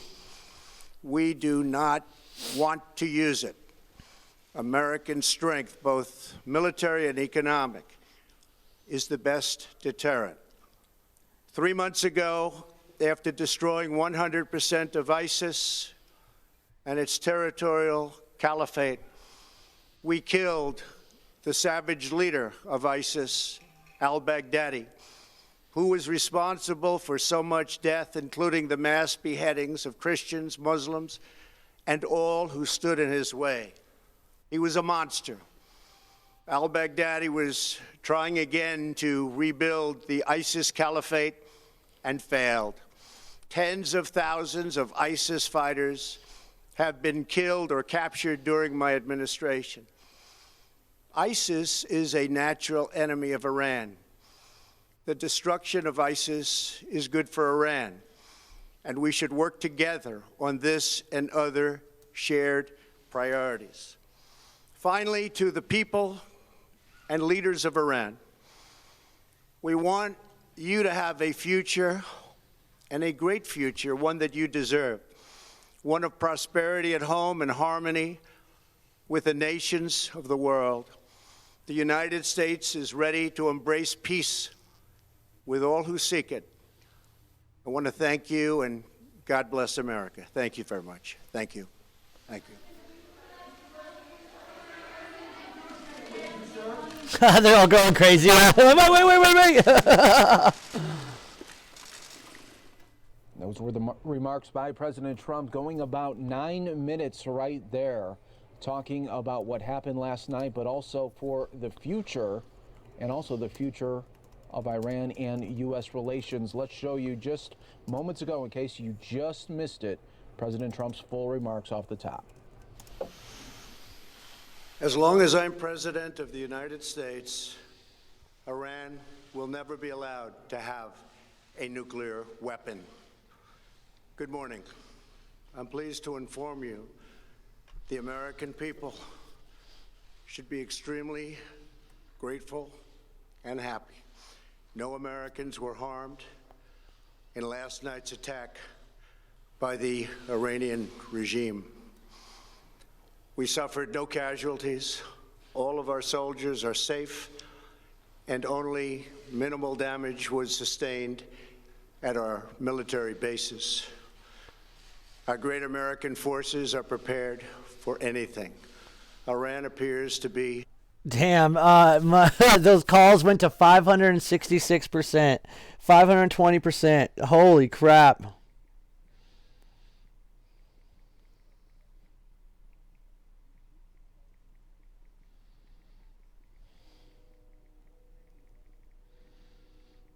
Hell yeah, dude. That's what's up. Oh my God, that was crazy. Oh, they're backing off, but I'm taking some of those off, so we'll see. That was craziness. Oh, I love it. I love it. Okay, this needs to close up here, at least hold this up here, and then we can get that next push up, and that's exactly what we were saying. So there's the expected move right there. It was 32.54, 32.52 to 30.54. So that's hitting it right there. It's still showing a $9 move at 7%. So yeah, we could do it. We could keep pushing up to that 32.60. And we got plenty of day time left here, kids. Plenty of time. Wow, that was absolutely insane. Wasn't like the craziest one, but damn, man, that ripped right up there. I got some good profits out of that spike. The IV though, it was not even the IV, but it just went so crazy volatility wise. So it's what made me money. Even though it's pushed up higher now, they're actually way backed off. So it was those spikes. The spreads were huge though. They were like, it was crazy. There was a minute where one of the SPX ones I had was $50 to $170 spread. It was ridiculous. And then the same with the SPY. They were quite spread out. And then the Netflix though. I'm going to hold on to a couple of these, especially these apples. Let's look at the market real quick here. So you can see Apple pushing up to that 300. We're hitting that 299.85 right now. There we go. We're going to come up to that 300. Amazon over 1900 now, hitting 1905. Here we go. And Apple's really trying to push. Keep an eye on Apple. So Netflix really making me some money here now, up almost $6, so 1.79%. Google hit 1406.81, up 0.84%. And Microsoft hitting a high of 159.88, so just barely off. So everything, including Facebook here and all the fangs, are looking really juicy. Everything's looking really, really nice right now. So definitely be watching these for the rest of the day. We'll see if we can get some more some more love out of here. I really want to see Apple close over 300. I want to see it close over 300 today. Nice to get Google up over like 1420. Amazon, if we could get up to like 1915. Microsoft, if it could close over 160, and Netflix over 337 would be absolutely just incredibly bullish today. Wow, those SPX contracts are up 862% now. Holy crap. What the hell, man? Oh my God. 862%. What? That is awesome. Backing off. Okay, I got to take some of these. Jeez.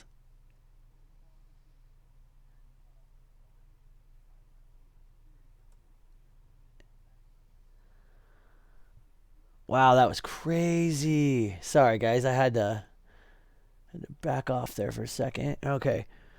So Boeing, I'm going to take a small loss on Boeing. That's fine. I'm cool with that.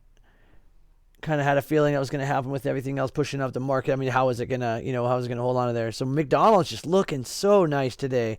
Hitting that high of 205.50. Looking great. Looking fantastico. Let's look at our... So you can see the breadth is shooting right back over the zero line. The ticks are looking super strong at 900.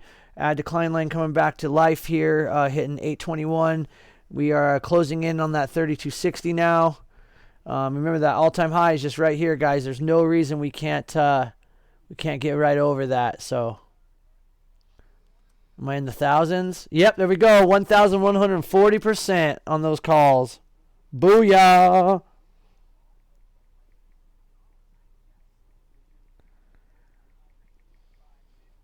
Let's go, baby. Hell yeah.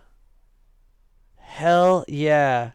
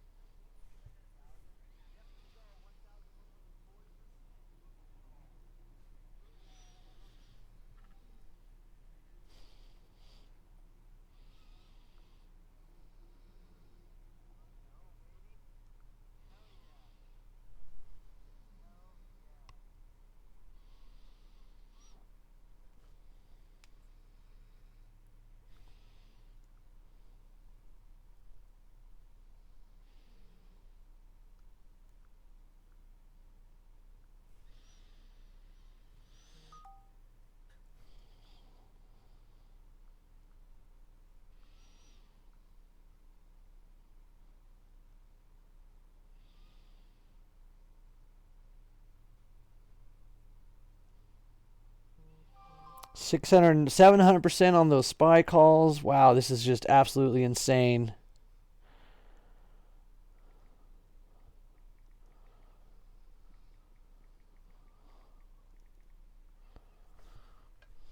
Jeez, there it is, 3260. And 1,275%. Close those. 700% on the spy calls. Okay. All right, now I'm looking at. I could really see getting that big short squeeze too. I mean, this has got to be just ripping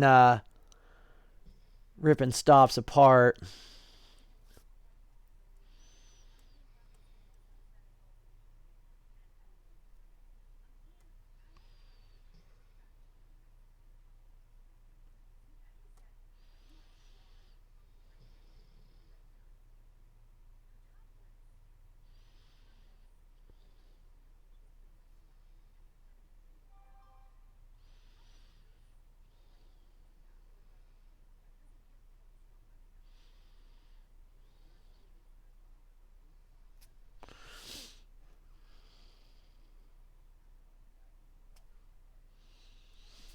I hope I top ticked that.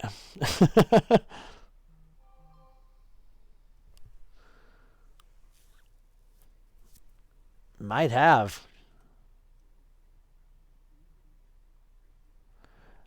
I don't know, but I don't care. I'll take it all day. Where are we sitting? So still, okay, the last ones are running. I've got 900%, 1,000%, 740%. Man, oh, I don't know if I should take. I'm going to let them run. I'm going to let them run. Screw it. Completely beyond free money, so I'm going to let them run. Nice. Good job, man. Hell yeah, Willie.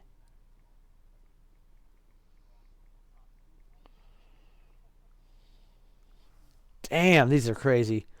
Might have top ticked that, but I'm gonna let these last ones run. I'm more than running on free money. I'm already 3 times my daily goal, so I'm just gonna let everything run from here. Just see if we get a nice pullback and then get that second leg up going into the afternoon. Oh, that was crazy. Day made. Thank you, Trumpster. It's funny, too, because everybody just would have waited on it. It's like we already knew what he was going to say, so not even, yeah. Wow, Lowe's hitting the highest up 2.32%.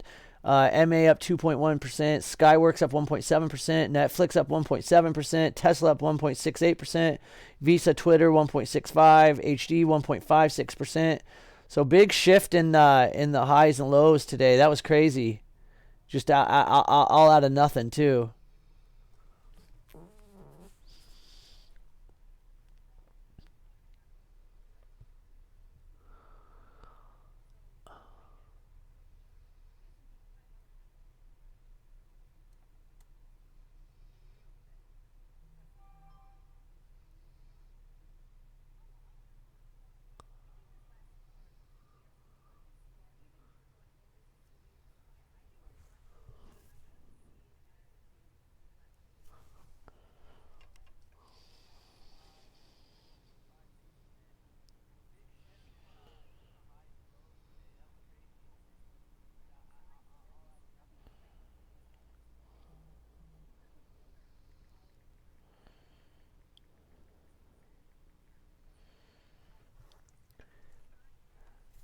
So you see that high 32.60, guys. We're getting some decent ticks here still as the decline line still pushing up pretty strong here. It is flattening out a little bit around 845. You can see on the breadth with the volume still well above the zero line now. Usually this would be much higher, but obviously we've got a lot of making up to do from this morning.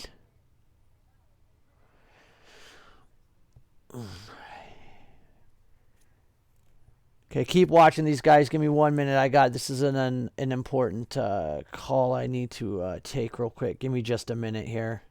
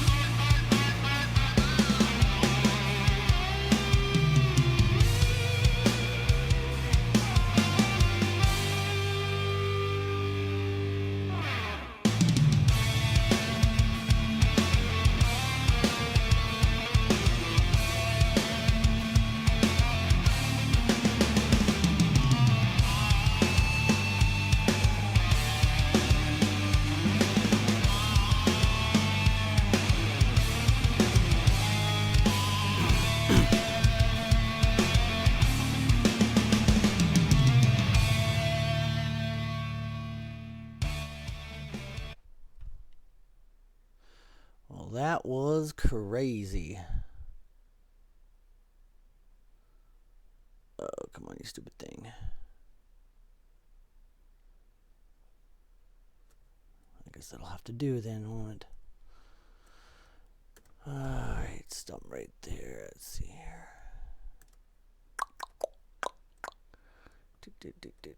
Do.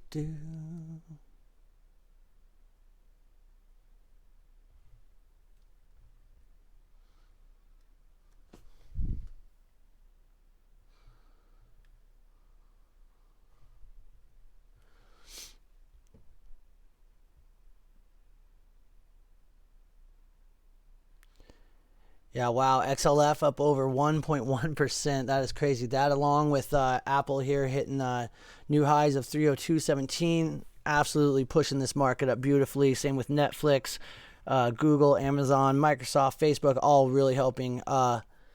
Facebook did hit that high of 215.40. This high here in Netflix of 337.59 is absolutely awesome.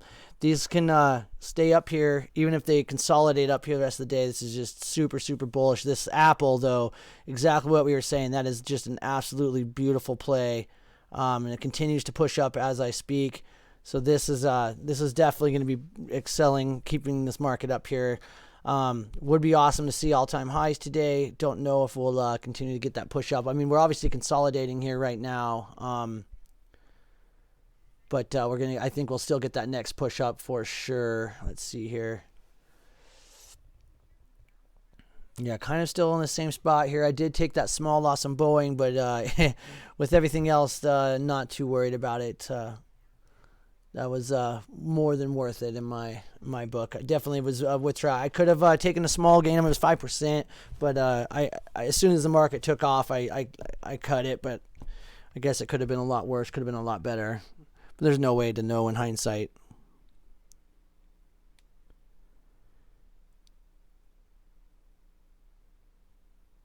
Damn, that's all right, Willie. Hell yeah, man. Good trade. Willie in the Discord said he got 150% on SPY calls. That's awesome. He said, I'll take it. Probably could have held, but can't watch because of my damn job, which sucks. But still, I mean, to make 150% and not being able to watch it, that's awesome.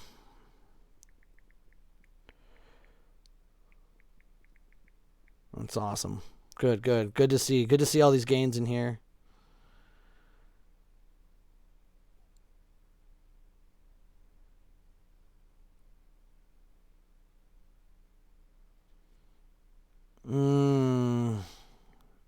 I would, Spark, because if you're on here, I would sell. I just typed you, and I would sell. That's going to be super sketchy.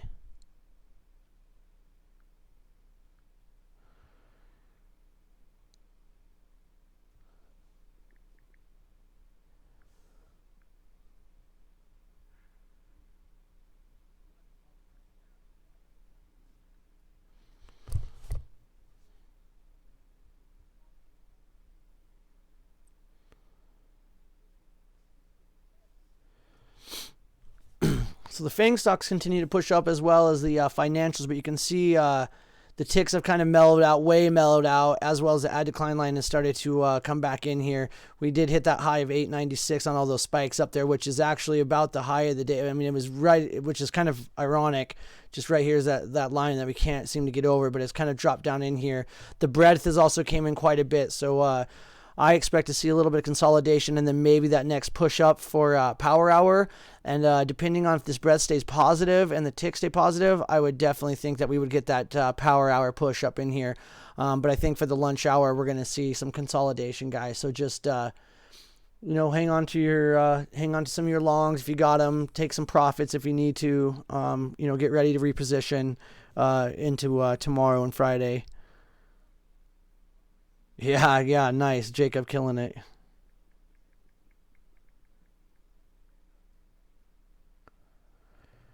I would wait.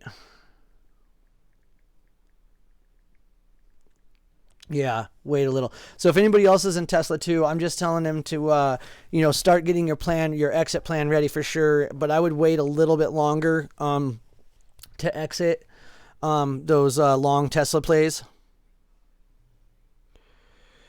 Yeah, I saw that Caterpillar. I was looking at Caterpillar chart last night, actually. That's funny. He just posted that. Man, these percentage gains on these index ETFs are amazing. The SPY one, let's see, I gotta go back in here. Why is it going so slow? Good Lord, driving me nuts. So where are we at now? At 678%. Nice.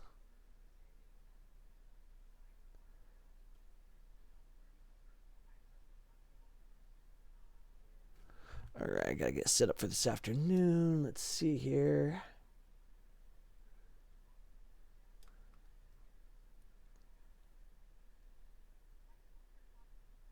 I wonder if I should be watching that third. So we hit 3262. Oh, that came in quite a bit, didn't it?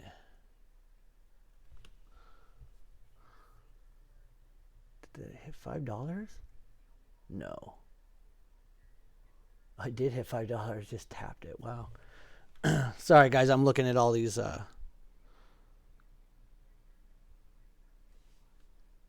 looking at all the long-term plays I am in. I'm watching Apple here. Keep just pushing up new highs here.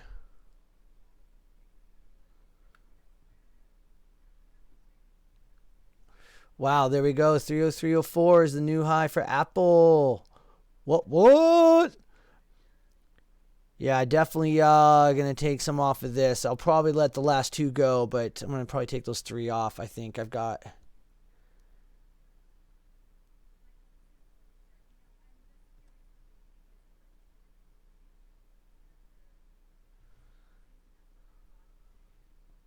Jeez Louise.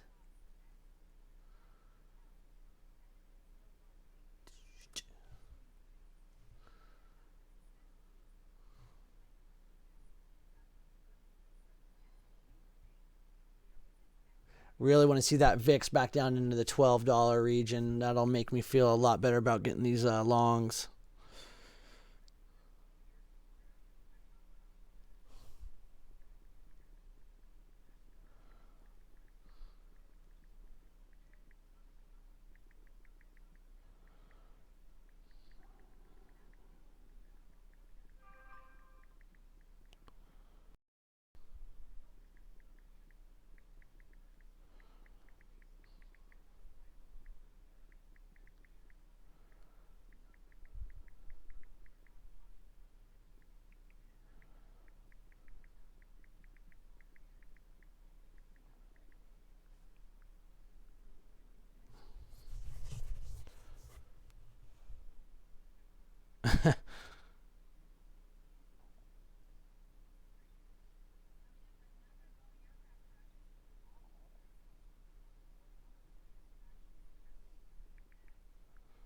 Oh my God.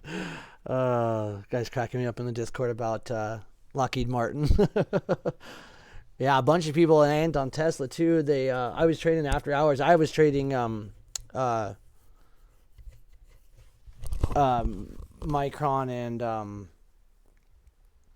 my God, let me pull my trade up. Why can't I think? Seems so long away. Oh, Target. I shorted Target after hours. It just in stocks going down like over $2. It was crazy. But a bunch of people I know they bought a bunch of the dips last night, and man, they frickin' reaped those rewards this morning. One nice thing about having a bigger account when they can do that kind of thing. It's nice when you can do those after hours trades.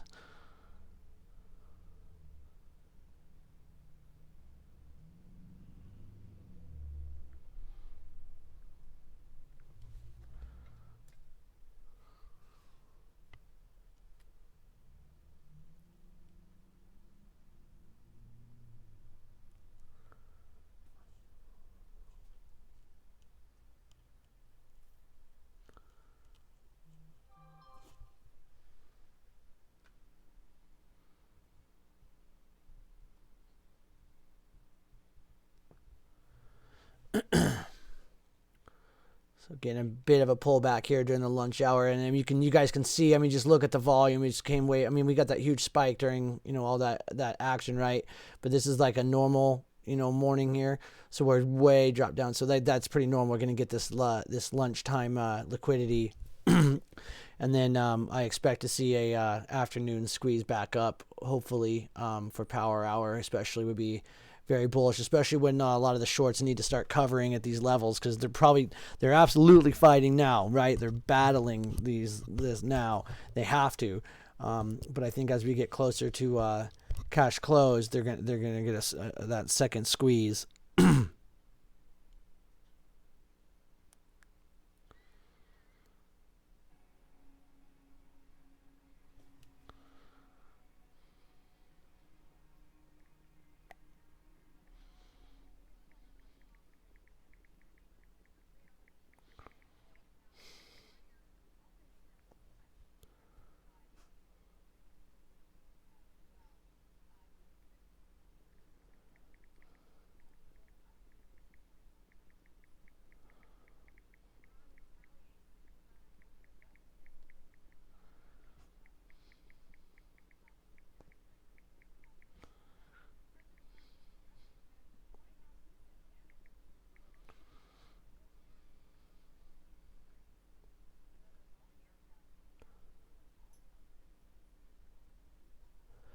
Oh, I don't know what to do with this Boeing trade. I was going to cut it for a loss, but it keeps messing around with me on this level here. I'll show you. So it's just sitting right in there. I think I need to cut it. It's not looking. I don't want to mess with it. It's only this tiny position.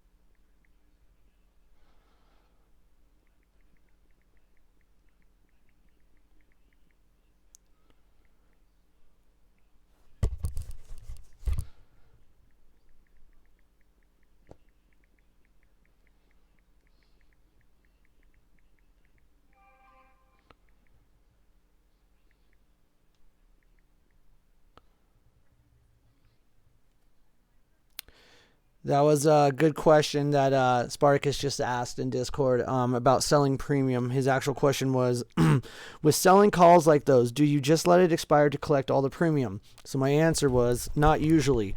Most of the time I take profits at intervals of 30, 50, 60% and depends on time. Occasionally, if it is working, I will go closer to expiration for 90-ish%.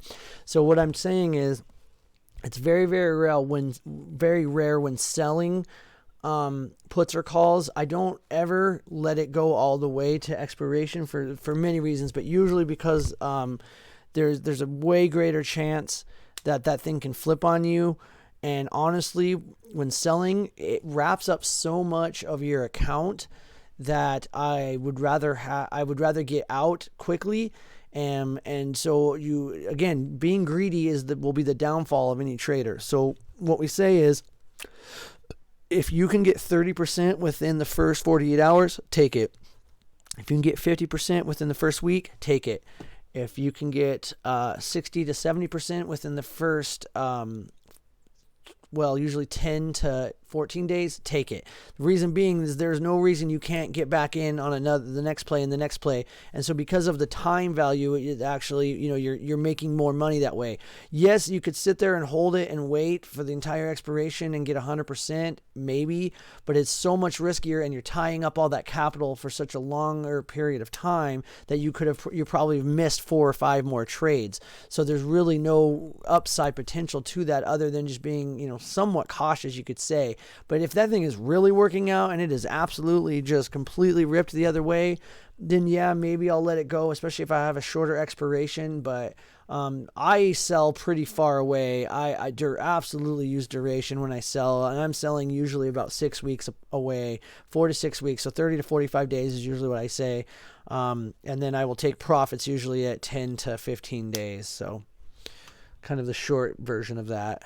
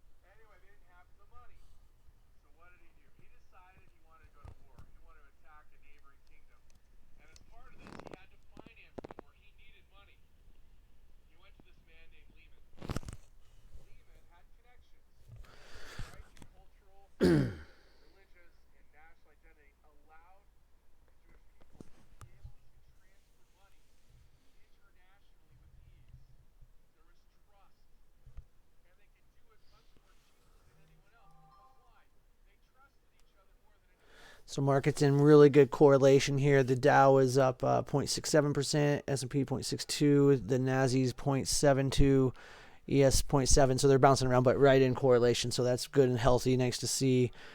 Ticks are staying, pretty steady here, pretty flat lined out here. But that's, that's what we're expecting. You see where it hit the, hits the noon hour, and then we're pretty much just flat, both in the ticks, the breadth, and the at declining. I mean, we're declining slightly, but we're pretty much just flattening out here. Still nice above that 600.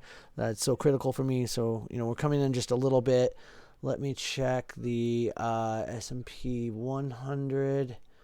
Decline is still up at 260. We hit a high at 290. So, yeah, very strong in the S&P 100. That's absolutely awesome to see.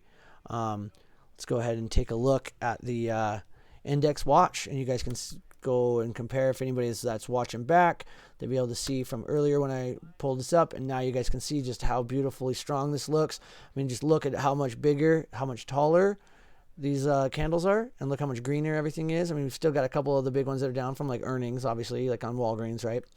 But yeah, look at this thing, just totally flipped around, right? And look at the volume, the difference now. So advancing 78, declining 21. This was half and half before, right? It was 50%, and now we're about 3/4. So now the volume is massively changed difference here. And then look at the capital allocation, huge difference now. And then the put call ratio is completely inverted now. So massive difference from where we were at earlier. So that's great to see. So the only declining, we're still down on COP, GM, even GE came back a little bit. Halliburton, SLB, and I believe Walgreens, yeah. And then where we're at here, XOM and Walmart. Walmart's still down a little bit. How much is it down? It's only down 47 cents. So, But yeah, massive difference in the S&P 100. So that's very still bullish. So all indications so far, positive breadth. It's not as high as I'd like to see it above the zero line, but it is nice and strong at decline line, both in the ADD and the ADSPD, and nice flatlining ticks here, still pushing up. Nice little 300. This leading into power hour could be a nice boost over all-time highs, guys. And I would not be surprised if everything going on with the war and stuff, or whatever you want to call it, Middle East crisis. I would not be surprised if the bulls want to just absolutely just put this one away in the bag tonight, and rip this bad boy up over all-time highs here for the close. So I could see them. That's kind of what they're waiting for, right? So they'll probably try to just keep this consolidation in here nice and tight, and then just rip that for after hours for the market close to get that all-time highs. I could see that being the game plan. So VIX is still somewhat elevated at a 13.3. But it is down 3.55%, but still did not drop. It hit 1283. I grabbed a couple contracts, but I was not comfortable enough. I wanted to see that thing get down at least to like 1250, 1225. But we'll see what happens there. So Beyond Meat coming back positive here slightly. Let's check in and see where everybody's sitting now. So Fang stocks coming a little bit off their highs, but still looking nice and strong here. Literally every single one of them still looking very nice. So Facebook up $1.44 at 214.48. Apple nice and closing nice and strong up here at 302.58. Amazon at 1901.83. Netflix at 337.38. Google 1408.62, and Microsoft still sitting around this 159.99. I really wanted to see Microsoft close over that 160. Obviously, for power hour, especially if we push up into all-time highs, there is absolutely no reason we won't see that happen. Boeing still down 1.32%. Roku bouncing off of the lower Kelt there on the 4 hour at 2.11%. So that next 4 hour candle probably going to open above the lower Kelt. So that's good for Roku. They're not going to have just a complete washout here, which is what I wanted to trade off that, but that's okay. Activision is up, did hit a high of 60.89. It's sitting at 60.73. Shopify coming back to life here and pushing over that upper Kelt nice and strong now, up $6 at 420.50 cents. Nvidia is sitting around about 0.41% at $240.91, and Tesla hit a high of 493.60, and now it's sitting at a $20.27 rise, which is 4.32%, and 489.22. So the all-time high now as of today is $493.60 in Tesla. What a beautiful, beautiful run by Tesla. Baba's starting to really push up. That trade is absolutely working out beautiful from this morning. And completely gave that in real time this morning in stream. If you go back, you can listen to me explain exactly what was going on and why it was a good trade, and it's really working out now nicely. It's up $2.21, and it's actually up about $5 from where we, $4.20 for where we gave that to this morning. Bidu pushing up at daily highs here at 138. AMD still just not really moving up with the market, but it's some good consolidation. So AMD definitely just breathe in for that next leg up. I'd like to see breathe a little bit here and hold on to this level at least going into the weekend, and then maybe see that next big push for next week, because it needs to consolidate, and you can see that's kind of how it does it, right? Qualcomm coming back to life here, up about 41 cents now, so it is out of the red and staying strong above the all that support there on the 1430 MAs and the middle Kelt. Disney actually turning green here, now up 10 cents, so that's a big significant change. And McDonald's just absolutely beautiful today, still up $2.50 at 205.13. Did hit a high of $205.70.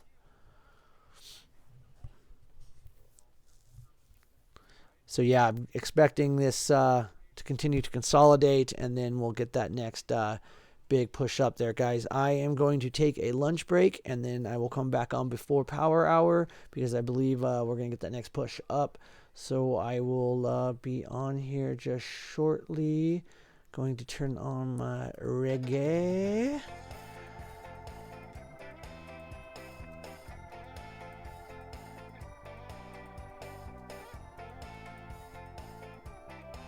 All right, guys, I'll be back in just a little bit. I'll still be here, but I'm going to grab something to eat, and then I'll be on. So, yeah, we'll just chill and take it easy. Watch your positions. Be careful for any spikes. I'll check if there's any more news that comes out for numbers, but I don't think there is. So I'll be back in just a few. Thanks, guys.